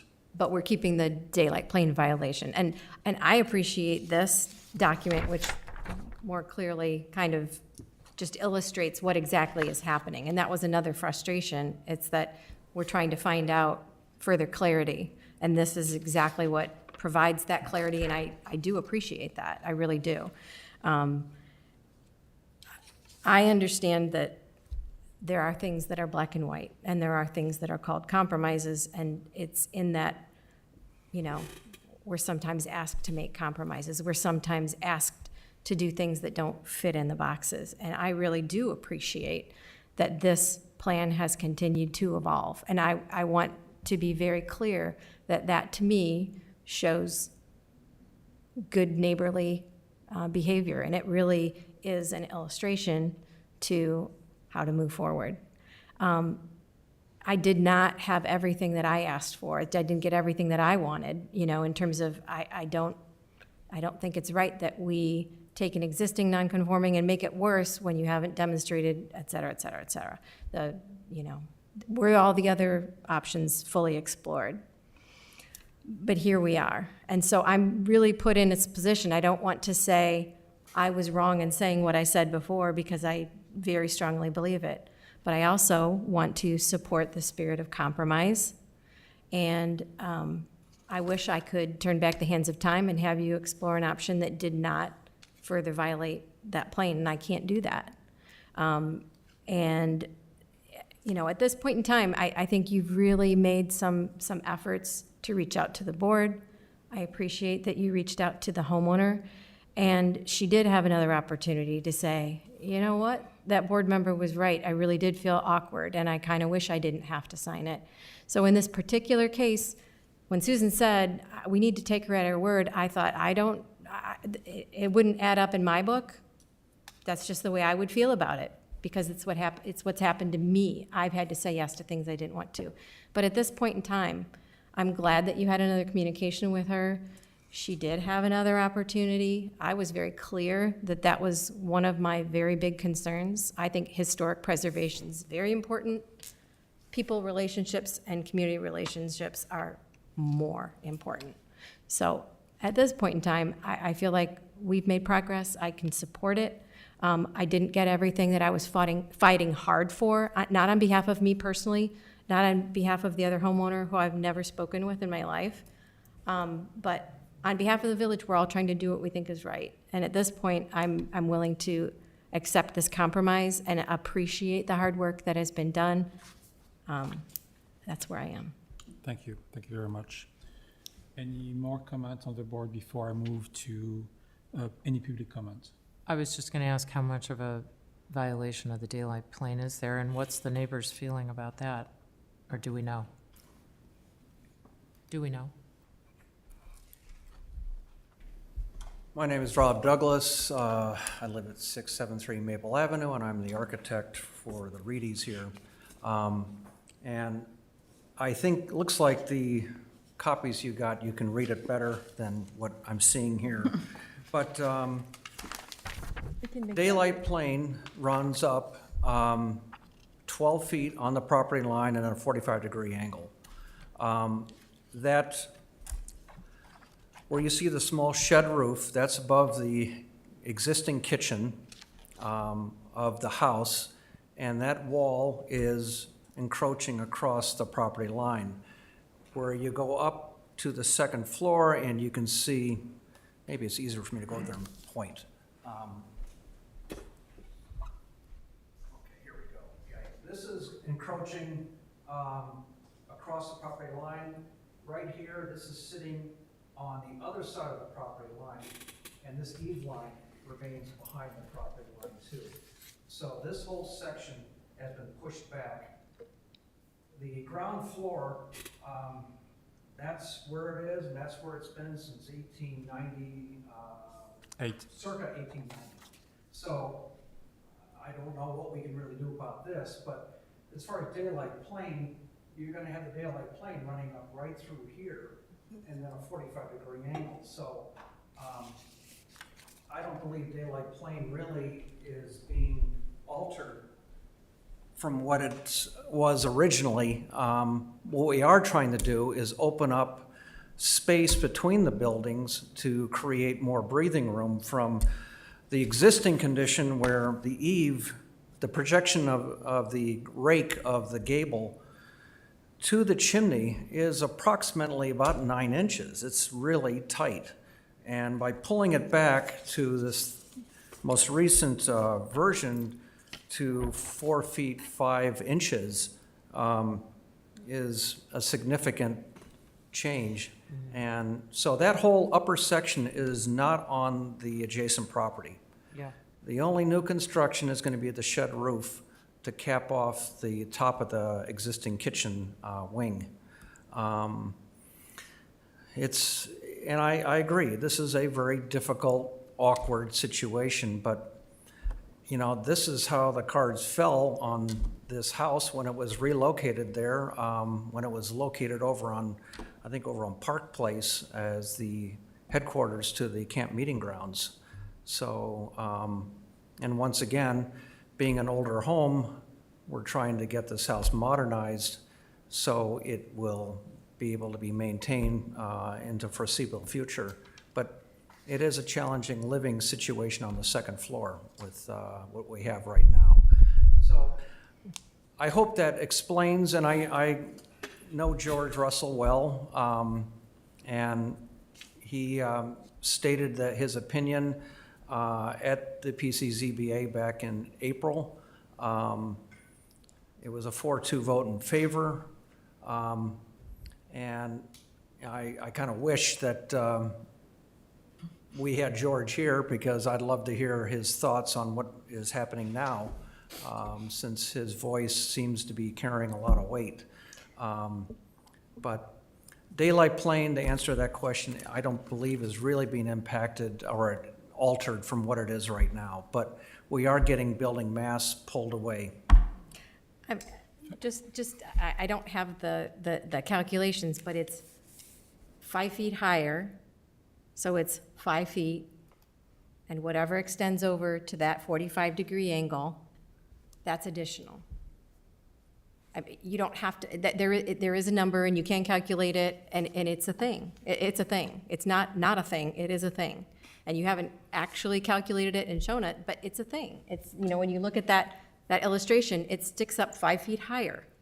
That's what the definition is, and that's. I understand. Okay, but for people who don't, I mean, we're not well versed in it, and when you say it's not really being impacted, it is. And we can say it's so close that it's not visible, we can say other things, but to say that it's not a thing, I don't believe is really guiding this board in the right way. Right, I mean, it is self-serving to say that, I was gonna ask you, is it de minimis, meaning it's just inches, but if it's 5 feet? And I'm not saying that's right, that's what I think it is, and you're the expert, if you can explain it better, please do. I'm just saying, when you say it, there really isn't an impact, I just don't think that's an accurate statement. Well, I mean, it's either a daylight plane violation or it's not. That's what it comes down to for me. I am the black and white person on the board, so that's how I approach all of these things, is it's either a violative or it isn't. And if it is, and it's not a de minimis violation, then the question is, how violative is it? And is it something that is allowable in our view? Particularly, I understand all of the unusual circumstances here. It was just a question as to get some more specifics from you, Rob. Well, That's all. just try to clarify. Understood. What we're trying to do is pull back building mass. You know, the daylight plane comes right off the property line, and the property line on this portion of the building is within the building itself. So, you know, there currently is a daylight plane violation, and there'll continue to be one unless this building's not on that site. So if you took the width of the building and the height of the building that's over, you can get X number of square or cubed feet, right? I mean, it's a calculation that can be done. yes, I And it's in the understand. ordinance, Right, the I calculation, understand. yeah. But the intent here was to try to get building mass down. We can't correct the daylight plane situation. And the calculation you're asking for, I have to say, has not been a focus. It was trying to get the construction off of the adjacent property. That was the primary objective here. Let's get any work being done on the second floor as an addition off the property to the east. And that's what this is reflecting, except for the shed roof that's over the existing kitchen. So this is a catch-22, in other words. In order to solve the one problem, you have, moving the mass, as you say, you have this, it has to go somewhere. Is that a fair? Let me ask a clarifying question that might help. So the daylight plane was already in violation, just as the building was too close to the other building, that there's 2 violations currently existing. That regulation was put into the village's code Yes, after. long after this Right, property. I yeah, yeah. understand that, obviously. So my clarifying question is, I mean, I was there. So also these 2 buildings are going to be about the same heights, even with the add-on. That's what I visualized. So it's not like we're creating a towering new structure that's shadowing the neighbors to the east. They're going to be about the same height, but from what I'm looking at here and from my time at the property, it seems like more sunlight is now able to get down to that west-facing side of the neighboring house. So if there already was a daylight violation, a daylight plane violation, does it even matter if it's still there? That's my question. Right. Like, does it even matter? And you could say, oh, it's de minimis because they're looking at a fireplace and nobody's window is, you can say all those things, but I don't think you can say there isn't an increase in the daylight plane violation. You can't say that, and that's been my point. I need to stop you on that because I think you're right. Okay, there's not going to be a good answer to your question. And the thing is, we're dealing with a situation that exists here for the past 100 years. Right. And we're trying to do a better situation with what for the residents and save a structure that is structure number 1 in Lake Bluff, literally, or something like that. And it follows what we agreed on as a board after the HPC, after what Steve Cross did, that is, we have an existing structure. We're trying to continue it or save it, but continue it with better accommodation within its walls. Here the walls happens to be on somebody else's property, okay, so fine. But the point is we're trying to do the best of the situation, and Rob, as an architect, has done his best to listen to us as meeting number 3 or 4 in this case, and come to us saying, guys, that's all I can do. And guess what? The daylight plane is pretty much the last thing I can't deal with. I agree, and that's why I've already stated that I appreciate the efforts, I appreciate the compromise. That is the spirit of being a good neighbor. But saying that the daylight plane is not being an increased violation doesn't help me want to make those compromises. I've already said I will. I'm not going to pull it back. I'm just asking for numbers so that when somebody says, is there an increase in daylight plane violation? Yes. There is. And it could be mitigated by the closeness of the building next to it because nobody's going to be looking at it. You could say a number of things, but to say that that calculation doesn't make sense or it hasn't increased, I don't think that's helpful for the board. We want to be able to say yes, and I am willing to say yes. I apologize for misspeaking on daylight plane. That was not something that we were prepared to address. It seemed like based on the July meeting we had, it was about minimizing construction on an adjacent property consistent to what George Russell had mentioned back in April. And that was the focus. I have to admit, daylight plane, I wasn't prepared for that question. There's a certain horizontal line that the daylight plane has at 10 feet, or excuse me, in the horizontal as it goes up against a gable roof, and I don't have that calculation in my mind. I wasn't prepared for that. And that's fine. It's not like I'm saying, give me a number to the misspoke, and I apologize. 100th digit. But it was a yes or no. Does it increase it? I Does it not? apologize That's for all. speaking. I apologize. Thank you. Let me open, if there are no more comments on the days, I would like to open comments, public comments, if there are any. Do we have any public comments on this subject? Do we have any public comments online? If anybody has any comments who's participating in the village's Zoom meeting, please raise your hand so that you can be addressed by the village president. Are there any more comments on the board? I think I see something, Rob, that's helpful to understand exactly how this is going to be. On the north elevation, option 1, you're talking about a dormer, right? I mean, that's from this, is this still accurate?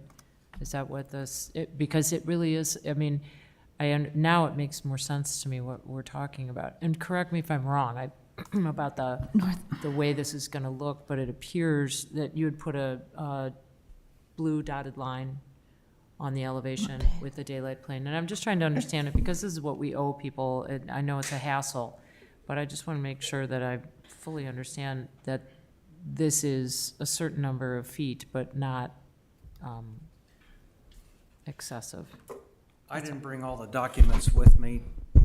If you can tell As me I said, the, I wasn't prepared for, Trustee Brianna, if you want to give me the page number, I can share my screen. On mine, it's 155, and it just fills in, and it's sort of just something that I'm just trying to understand what it's going to look like. That's all. That's all.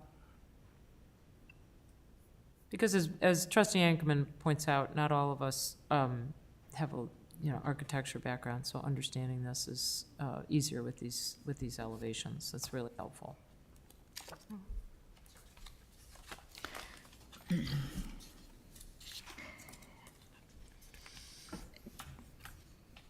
Yeah. Bear with me here. It's Gonna on reload. What is it? Mine says 155. Anyway, it's the north elevation. But this is the new version. Okay. Do you see what I mean? Yeah, This I is the do. new version of it, so it's pulled back. So it is less, Right. but Got it. All right. I'm not gonna- Kate, is that the updated version, or is this the No, I'm old just, version? it's a good better- illustration of the daylight This is a really plane. good comparison to Right. be able to look back and see what has changed. And so you can see how much has been changed. It's quite a lot. So the modification is significant. I think if you look at north elevation from the original plan and this, it's a significant change. there it is. Yeah. If I'm looking at this, this correctly, as a comparative analysis.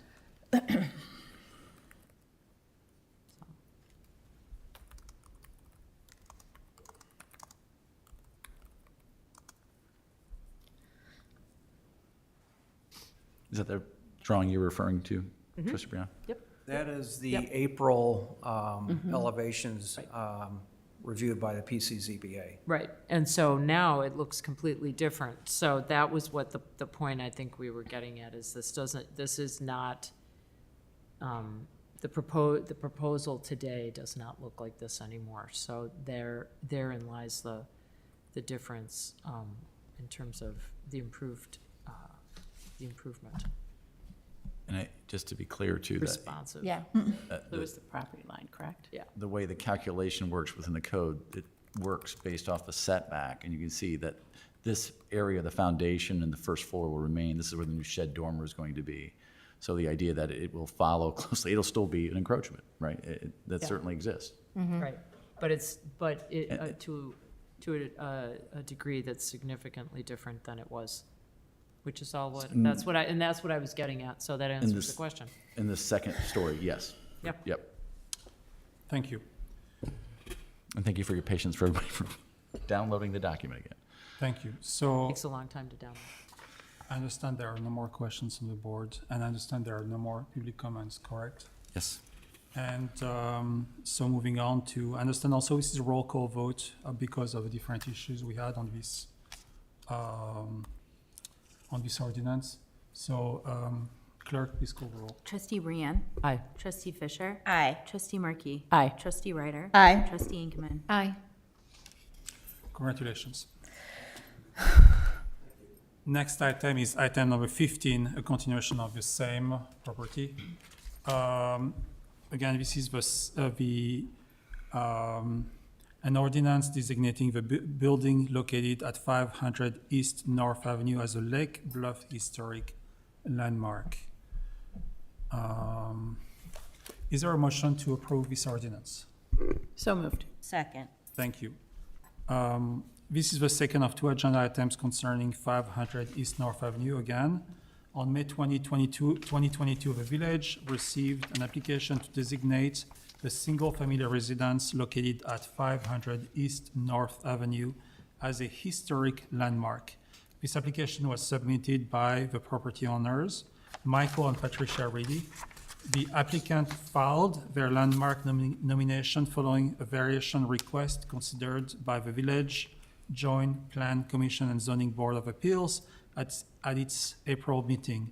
According to the application, this Gothic revival building was originally constructed in 1876 and was used as the offices of a Lake Bluff Camp Meeting Association elsewhere in the village before the building was physically relocated to 500 East North Avenue. Notice was published in the Lake County News Sun and mailed to surrounding property owners at least 15 days in advance of a meeting, as required by the ordinance. This building was one of 24 previously identified by the HPC as representing the highest priorities for preservation in the village by Resolution 2021-HPC-01. At its June 8th meeting, the HPC conducted a public hearing and unanimously recommended that the village board designate the single-family residence as a landmark for the reasons set forth in the attached draft ordinance. If approved, this would be the village number 24th active landmark and 31st in total.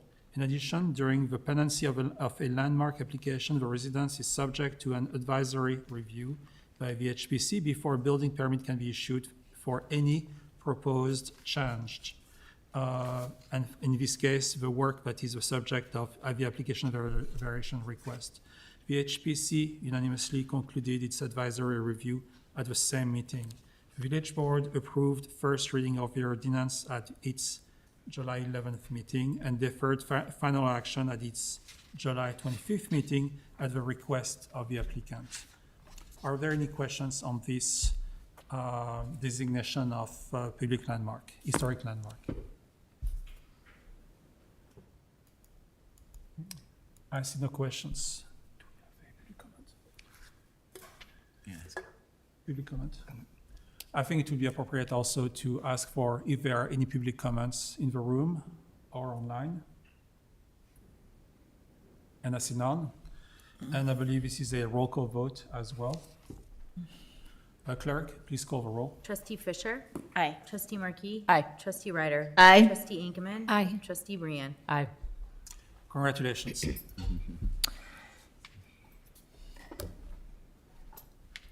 Thank you. Thank you. Thanks. I'm very happy to give you that. I get a plaque. Ah.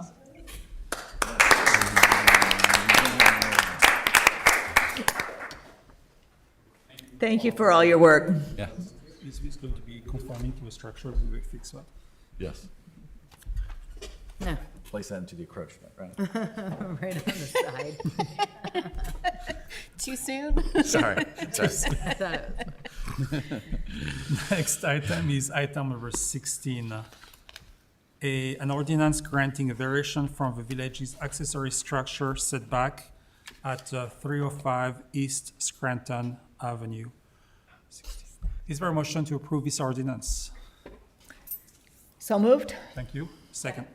Thank you. In December 2021, village staff were notified by a complainant that a pergola was being constructed without a permit at 305 East Scranton Avenue. An inspection found that a pergola or two connected pergolas was constructed without a permit approximately in the corner of a lot. This location is within the 5-foot side and rear yard setbacks applicable to accessory structures.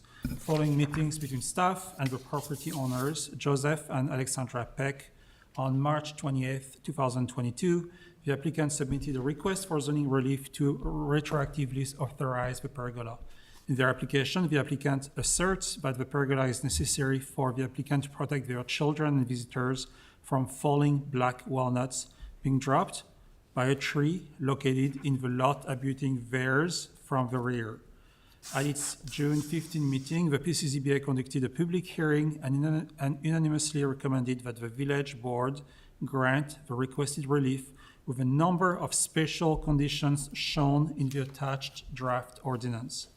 In summary, the applicant must, number one, remove a pergola if the applicant moves. Number two, remove a pergola if the abutting tree comes down. Number three, obtain a building permit for the pergola. Number four, anchor the pergola securely to the ground. And number five, comply with any drainage conditions upon the building permit for the pergola. The village board previously considered this request at its June 27th, July 11th, and July 25th meetings. At the most recent meeting, following a feedback and dialogue among the applicant and a neighboring property owner, the village board directed staff to revise the ordinance and incorporate: one, a minimum 3-foot setback, 2-foot variation from the side and rear lot lines. Number two, the installation of landscape screening along the rear property line. Number three, that no netting and other encroachment should occur along the rear property line. And number four, the PCZBA recommended conditions of approval. These amendments are shown in the document in red line in the attached draft. Are there questions on this item?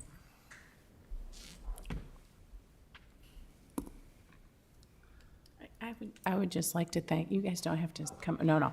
I would just like to thank both of you for being able to come to a compromise. And I know it probably hasn't been easy, and we appreciate it. I will second Trustee Markey on that, where I don't think it was an easy process. And thank you very much for working with us on this subject. Any more comments? I believe this is a roll call vote. Public comment. I believe we have one. Well, we just, if there's any. I'm sorry. Are there any online comments? Doesn't appear to be anyone wishing to make any comments online. Thank you so much. So again, it is a roll call vote. Clerk, please call the roll. Trustee Markey? Aye. Trustee Ryder? Aye. Trustee Ingemann? Aye. Trustee Brienne? Aye. Trustee Fisher? Aye. Thank you very much.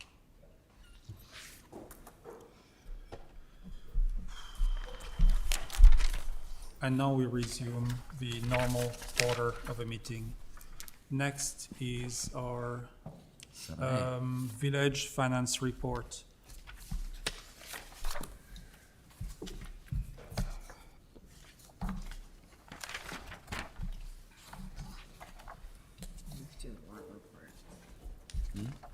Item 7A, that is our warrant report for July 26th to August 22nd, 2022, and July payroll expenditures.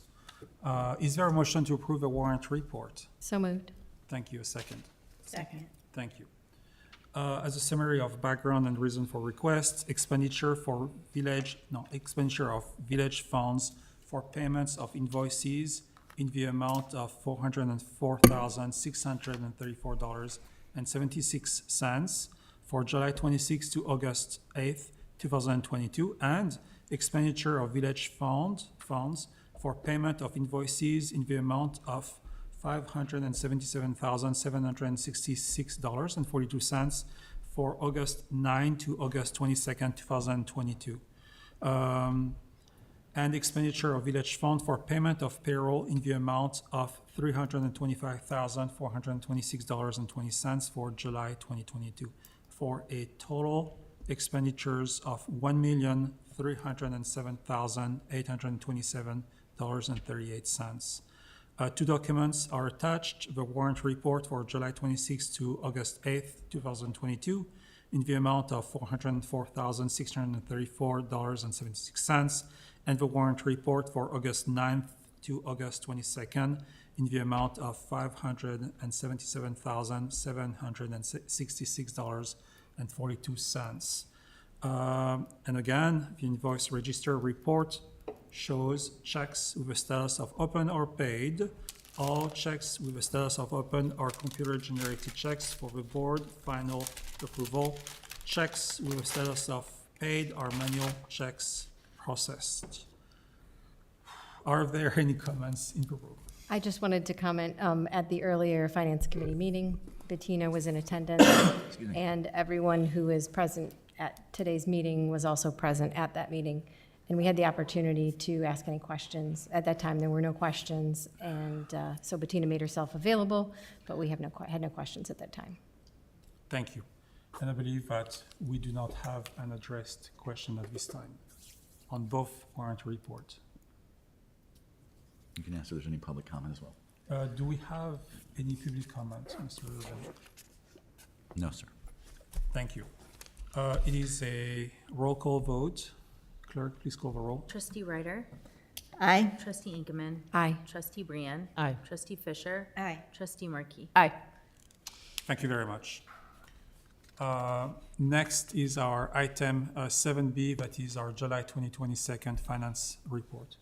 Do you mind taking this? No, and I won't read the cover of the memo, but we talked a little bit about the staff meeting, I'm sorry, and the finance committee meeting as well, but the idea that sales taxes are dipping a little bit, but we expected that, we talked about that. It's kind of floating in that space of not the peak that it was last year, but also it's performing high at the same level pre-COVID. Obviously, I think we're linking that with what's happening in the car industry and the lack of chips still, and just a lot of lack of product to move.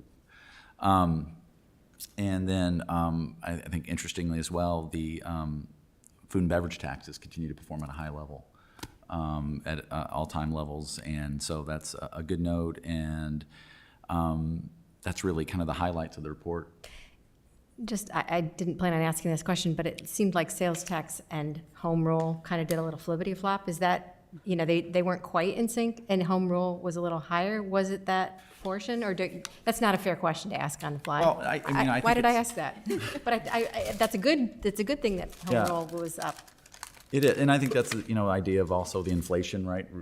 Showing that the products would cost more, they're going to pay a higher tax as a percentage basis on that, so the volume is there, and that those shelves have remained full, unlike the shelves for cars have not. Right. Right. That's true. There's actually more inventory than they can deal with versus the car industry, which is having the opposite problem. Yep. But it was, so when you mentioned food and beverage tax, the breakout, because the pie chart is still year-to-date through the end of the first quarter. So we don't have second quarter, we still don't have second quarter numbers. No. But I'd be interested to see what those are. I know they come slowly. But if you extrapolate out the automotive, it'll be significantly lower than it has been historically. So where did the information for the food and beverage numbers come from? I always look to this pie chart to see that breakout. You're talking about restaurants? Yeah. Yeah. I mean, it's true, people are still dining out a lot.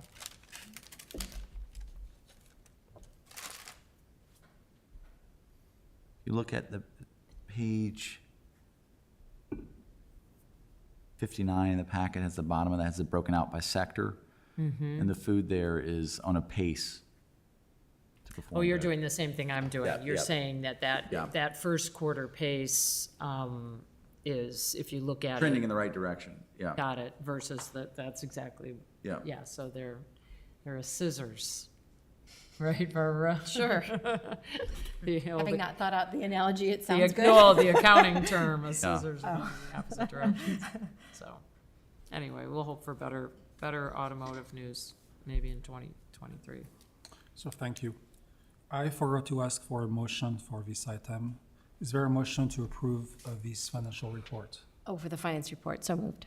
Finance report. Thank you. If there are no more So you get- comments, was a motion, was there a second? I'm sorry, I missed that. Thank you. It's a voice vote. All in favor? Aye. Anyone opposed? Thank you very much.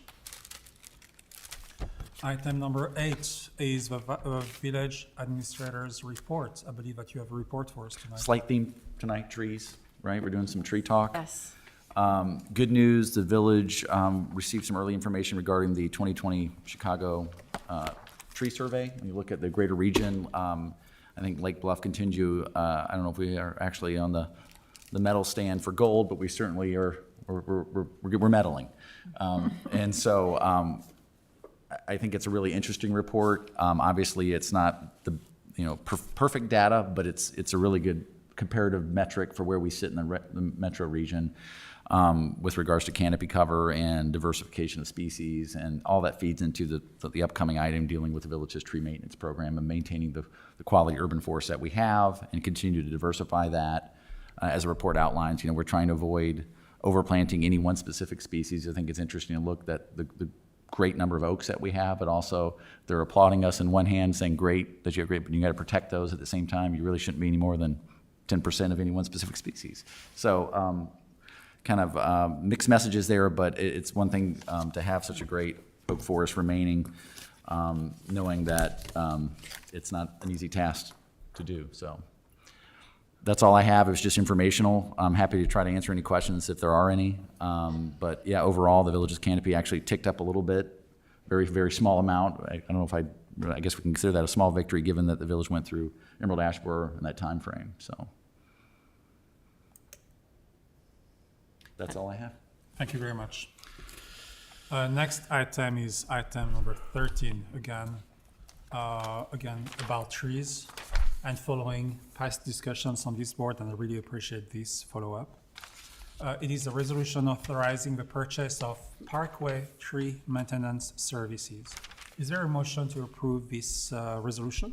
So moved. Thank you. Second. 13. We have to go back and do the, at some point after this one, of course, we can do the acceptance of the correspondence. Sorry about that. Yeah, and I'm sure Laura has a big report to offer. But you can continue this one, yeah. We can backtrack. As you wish. Okay, let's backtrack. Let's be organized. Acceptance 9. of a- Number 9. Number 9. You can accept my report if you wish. It doesn't matter. It's just informational anyway. You don't have to, you don't Yeah. actually have to accept it. Yeah, but, so it's number 9, village attorney's report. Nothing to report as the village attorney. I'm so sorry. I don't have anything to report other than that Peter really looks forward to being back here with all of you and is sorry that he can't be tonight. Thank you. Thank you. Thank you so much. I completely blanked out. I'm really sorry. Next is our village president report also. And I would like to mention one item for tonight that I think is important from a procedural standpoint. I had the chance to interface with Congressman Brad Schneider this week, and referring to Congressman Schneider, discussed with him our Lake Bluff Viaduct project, where we have received verbal support for him to support us to, basically from a finance standpoint, to support us to get this project, this community project to be done. This project is called the Lake Bluff Community Project Funding Submission, and it is included in the House passed appropriation bill number HR 8294. The 117. Sorry about that. Congress was regarding Transportation, Housing, and Urban Development and Related Agencies Appropriations Act of 2023, and there's a URL with it, did actually include our name and passed that appropriation in the House. We're waiting for the Senate to actually get the next action on this item. Unfortunately, we're a little bit unclear on the detail of that item. And so, Dollar amount portion. The important part. The big number. very important portion. Yes. And so we have interfaced with Congressman Schneider's aide, and we're under the same understanding, but with the reading of that act differs in understanding. So we're waiting for more information on that. But this is all favorable for us. And should it actually pass, they believe that would be in November, but maybe as late as next year in terms of before that gets done. Correct, and from what I understand, this is actually a bipartisan issue. Everybody benefits from transportation and infrastructure. So from a support standpoint, both people, congressmen in the House and Senate benefit from that bill. And so therefore, having passed the House, there is a good likelihood for that to also pass the Senate. That would be followed by a reconciliation, and then that would be actually coming back to us at that point. So it's a good news, but we're still unclear about a couple details. That's great. Next item is item 11, acceptance of a correspondence. Please note that all correspondence was delivered to the Village Board of Trustees in the informational reports on July 22nd, 29, and August 5th, and August 12, 2022. Any questions? This is a voice vote. Yeah, the only thing I would note then there, so good news, bad news, in that information report, it did talk about the village's downtown, rebuilding downtown grant notification was not good. We did not get the grant for the Central Business District Block 1 improvement. Kind of anticipated that answer, but it was officially official. So, came late last week, early last week, so. Bummer. So this is a voice vote. All in favor? Aye. Anyone opposed? Thank you. The motion carries. Next item is item 13, again about trees. A resolution authorizing the purchase of Parkway Tree Maintenance Services. Is there a motion to approve this resolution? So moved. Second. Thank you very much. In order to maximize the village in-house staff resources and improve the consistency and frequency of a village tree trimming program, the fiscal year 2022 budget anticipates retaining an outside firm to prune parkway trees on a regular cycle. Consistent with village purchasing policy, village staff published an open and competitive solicitation for tree pruning services on July 8. The solicitation asks for pruning services consistent with NCA 300 standards, as well as the village tree ordinance, and were reviewed by Urban Forest Management, Inc., the village forestry consultants. Notably, the scope of work also includes updates to the village inventory of public parkway trees. The inventory updates will coincide with the implementation of new tree tags and management software that will continue to modernize the village forestry program. 3 proposals were received at the August 11th deadline. Lucas Landscaping and Design, Winkler Tree and Lawn Care, and Kinukan Tree Experts. Staff recommends award of a 4-year contract with the services to Lucas Landscaping and Design as the best responsible and responsive bidder. The contract would have a total value of $357,840, roughly equally split across 4 years. The fiscal year 2023 budget includes $30,000 for this purchase. Staff recommends award notwithstanding with the amount of the contract exceeds the fiscal year 2023 budget for the following reasons. Number 1, contingency funds are available to pay for the program in fiscal year 2023 for $80,353. Delaying implementation of the program may lead to increased cost as the bidding environment inflates further. Number 3, the condition of a village tree is unlikely to improve during the pendency of a subsequent bid. Number 4, and final 4, the realized cost from bidding remains substantially less than the cost of expanding the village in-house forestry capacity. Any question on the board? I was just curious, Drew, if we have any understanding of why the four-year bids between Lucas and Canukin were so far apart? I honestly, I don't know. Canukin we use quite often, you know, and they can be sometimes a really good bidder. Jake, can you please introduce yourself and state your address? No, he doesn't use it. No, just his name. Can you please? Jake Turlap, Public Works Superintendent. Yeah, with Canukin, I don't know, because sometimes like they'll bid and they'll be our lowest bidder, and sometimes they'll be our highest bidder. Sometimes they're right in the middle. I was surprised when we opened that one. I mean, I'm not, I was surprised, we read that one and I was like, oh, wow, so. Okay. Winklers, you know, is pretty common. I see them on a lot of bids around the North Shore. And then, Lucas has been kind of one of our guys for, them a lot. oh yeah, he used them a lot. Originally, the first CPI or the MPI we ever did, he won the award and did the ash trees on East Blodgett. So And it was just, good.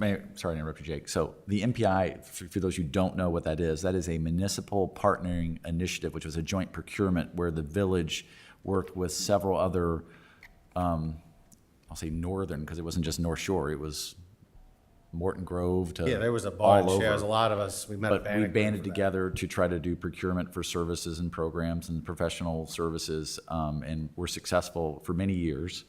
And one of those was, we talked about tree removal, and that was right around the time EAB was striking us. So Lucas came in and was like dramatically less expensive than others. And so for many years, we just kind of piggybacked on that bid for years and kept rolling that through because it was the most economical choice.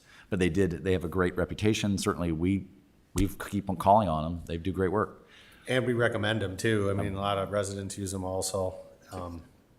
So I'm very satisfied that, that it is Lucas and somebody that we can really work with. Yeah, in a perfect world, we would have had more bidders, right? And so we directly sent it to folks hoping for bids. Some of the much bigger firms were, too far away. There was Homer Tree Service who's down south. Some of them were too busy. Yeah.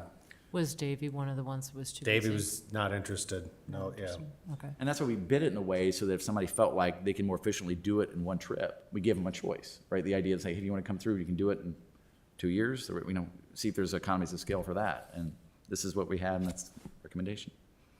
So I know that you did an analysis of, if we had tried to do this in-house, that was kind of one of the, so, I mean, just not granular, but how do you anticipate saying that this is, more cost-effective, because we'd have to hire 2 full people and buy this kind of truck and that kind of, We couldn't hire one person for this, yeah. for the price or the skill set. And it's difficult in this market to keep people. And that was, we've heard that from vendors. We can't hold on to the talent ourselves. And so, we couldn't do it for this. Especially in this space. And I think the other issue is that if you notice what they're providing in terms of their crew, we don't have any climbers. And so that's the biggest issue, is the village, Jake's not up in the top of 120. We're not insured to climb. I mean, Yeah. it's that simple. So it is the skill set of the climbers. That's I think that, we've discussed this before, that's the biggest impediment. Because, and the boom trucks and all the equipment that they have, so it's a total approach. My question for you, Jake, was where you're gonna start, because there are some trees and if this also, for smaller caliper trees, we have quite a few in the North Terrace that have died. There's one just right in front of my house that's dead, and it's a small caliber tree, but there's a heritage oak, up on, Garfield and Hancock that's in really, really bad shape.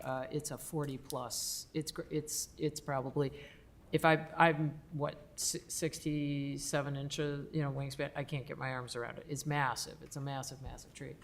So in terms of the inventory, we have a lot of small caliber trees, but if there's a tree that's clearly needs to be removed, is that included, or is this strictly pruning?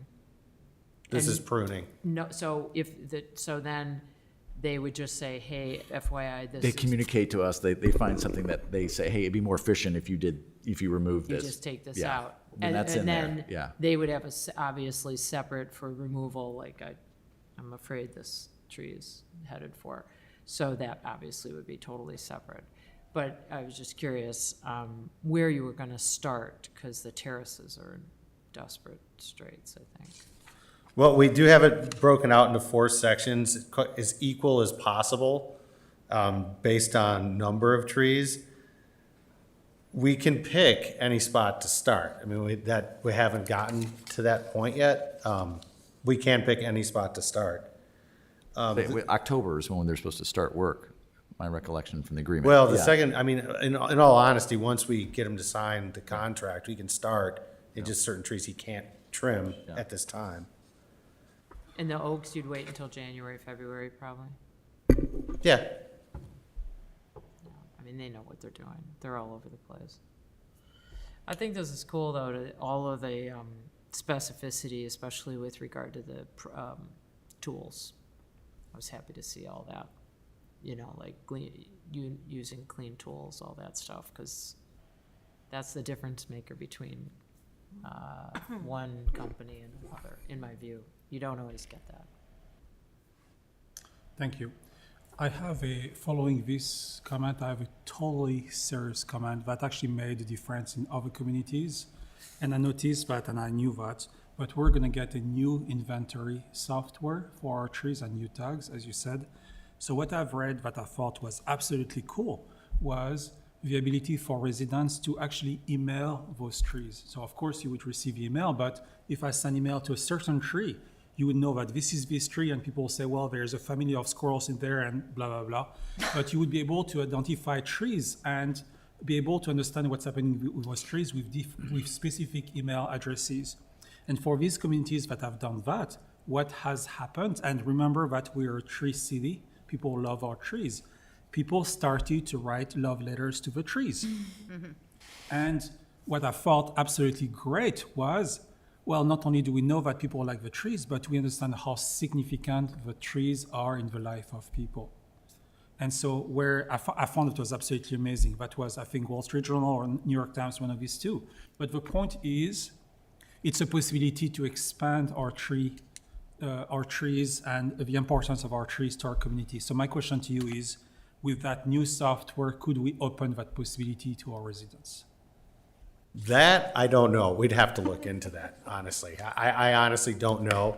One thing that this is going to do is that with the tags and with this new software, which is basically geospatial, right? So you may be dragging the number and be kind of on top of that tree when you are looking at it.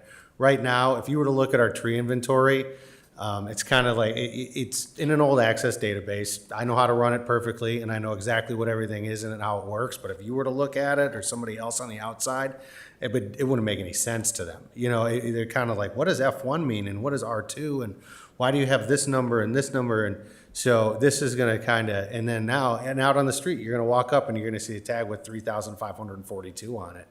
And if you saw that and said, geez, something doesn't look right here, and you could email into the contact us portion, you know, hey, I was at 355 today, tree 355 today, and something ain't right. And I fell in love. Yeah, and I fell in love. No, I'm not gonna write you back, I'm sorry, I don't possess that skill. But, I mean, it will be like one of those things where we could just click, oh yeah, that's at 242 This East, is an you know. important idea. We have people that, you know what, this is funny, okay? We have a person on this board who says, no, that tree on Garfield, and you say, absolutely. So we know our trees. I know, I walk my dogs, I know the trees. You can tell me anywhere in this, I know the species, I know the stuff. I moved here because of the trees. And I still believe that the fact that we can talk about trees individually and say why we love this community because the trees is important. And it could be, I mean, I still believe that this is a great idea. So I would love for us to look into that. Just in your spare time, maybe, you know, on the weekends. Well, It's and an interesting the idea Davy that they- Tree Keeper too is also like, it's gonna be, it's kind of nice about it. It's not like, all right, you get 3 licenses and sorry, that's it. Nobody else can access them, whatever. I mean, so we are gonna have it on our phone or whatever. Anytime we're entering some work or stuff, now when we do it, it's on paper. Then the cumbersome portion, if it comes to me, I'll enter it, or if somebody is down, they enter the information. And then it's like a 5-step process anytime we do anything. Now it's gonna be kind of click, done. And if you trim, 7 trees in a row, you can just kind of drag and drop, circle the 7 trees, all trimmed on this date. It'll have, so there's an efficiency that's about to come our way too, which is really nice. With record keeping will be, it's going to be, it's night and day. I mean, it really is. I mean, from a homemade access database to something with GIS capability and It's portable. Yeah, The data's and portable. Yeah. I'm happy we're making this progress for our residents on our trees. So thank you very much, Jake. I'm sorry, I have one more question about scheduling, just to follow up with Kate was saying. So will you guys actually have a schedule set out for Lucas for when they come in, and you'll know that ahead of time? I'm just wondering if that might be helpful to let residents know, if we could put that in the Lake Bluff letter. For sure. Let them know, like, hey, this week, we're gonna be You're going to working here. notice so-and-so, you're going to notice tree trimming in your neighborhood or something like that. Yeah, yeah. We could easily, I don't see that being a problem. Yeah, I Yes. think that would be nice for residents. Okay, thanks. Thank you. Any more questions? I believe this is a, Questions? do we have any questions online? Does anyone have any comments online that wish to be heard regarding this item before it's acted upon? Please raise your hand. No one? It seems no one is raising a hand. It is a roll call vote. Clerk, please call the roll. Trustee Ingemann. Aye. Trustee Brian. Aye. Trustee Fisher. Aye. Trustee Markey. Aye. Trustee Ryder. Ryder. Aye. Sorry. Thank you very much. And Jake, thank you very much for what you're doing for us. Next item is item number 17. 17. It is a resolution granting a fireworks permit to the Lake Bluff Park District for the 2022 Lake Bluff Birthday Bash. Can I please, is there a motion to approve this resolution? So moved. Thank you. Second. Second. Thank you. Following the success of last year's Lake Bluff 125+1 birthday party, a community group is organizing the second annual Lake Bluff birthday bash. Is this going to be 125+2? I think so. This event will occur at Blair Park and the Lake Bluff Golf Course the evening of Saturday, September 24th, 2022. Similar to last year, the Birthday Bash program is proposed to include a public fireworks show. Section 5-7-6-2 of the Village Municipal Code makes it unlawful to, at any time, sell, offer for sale, give away, possess, store, discharge, or otherwise use fireworks of any kind within the village, provided, however, that upon a permit being issued therefore by the Board of Trustees, fireworks may be stored and used for public exhibition. Accordingly, the village board will need to issue a permit for fireworks to occur at the upcoming celebrations. Questions? Yes, Barb. I'm sure our fire department will be at the ready if something negative were to happen, but how do we know how to responsibly put on the show? Do we hire somebody to do that so that because it's a specialized skill to know how to do that in a safe manner, and I just wondered what we were doing to that end. So the village has been planning this, well, actually going back several years, going back to the first plan for the 125th, but it's essentially, it's the same format, it's the same vendor. We are using the same public safety planning exercise that we did before, and we've met multiple times with the police and the fire department on site. We've met with the vendor multiple times, and the safety plan has been recommended for approval by the fire chief. And there are times when the village, let's say, for example, the Shore Acres fireworks show. So procedurally in Lake County, when they issue fireworks permits for unincorporated areas, the local fire chief provides a review, and that makes a recommendation. So Chief Graff is familiar with reviewing those types of permits. So, so yes, there's been a thorough review of this, and same as last year, and we believe that was very safe event. Well, I turned out missed well. last year, so Oh. I'm so glad that I can see it this time around. I'm just going to plug that last year was amazing. I It know. was Don't so talk about it, 'cause beautiful. I missed it. I'm It'll so be mad. beautiful again this year, I'm sure. Oh. They're kind of following the same format from what I understand and what Yeah. Drew's saying. I mean, it was amazing. And the location is so nice because there's just lots of open green space to sit and have a picnic and do whatever you want to do. So I highly recommend it if you're in town to The one head over there. improvement is the village is using this opportunity to have this event serve as the village's. The village historically has saluted its volunteers and held an event for that purpose actually down by the lake. And we thought it would be a great idea to do that up at the park, and while there's fireworks, and kind of building on the success of last year's event by the 125 committee. So you probably received today, maybe even a save the date for that. Okay. So that's going out to the village's volunteers, to include the other volunteer boards in the community library, park district, school board, et cetera. Fantastic. Very exciting. Thank you to the ones that are taking on to celebrate our village this year again. So thank you very much.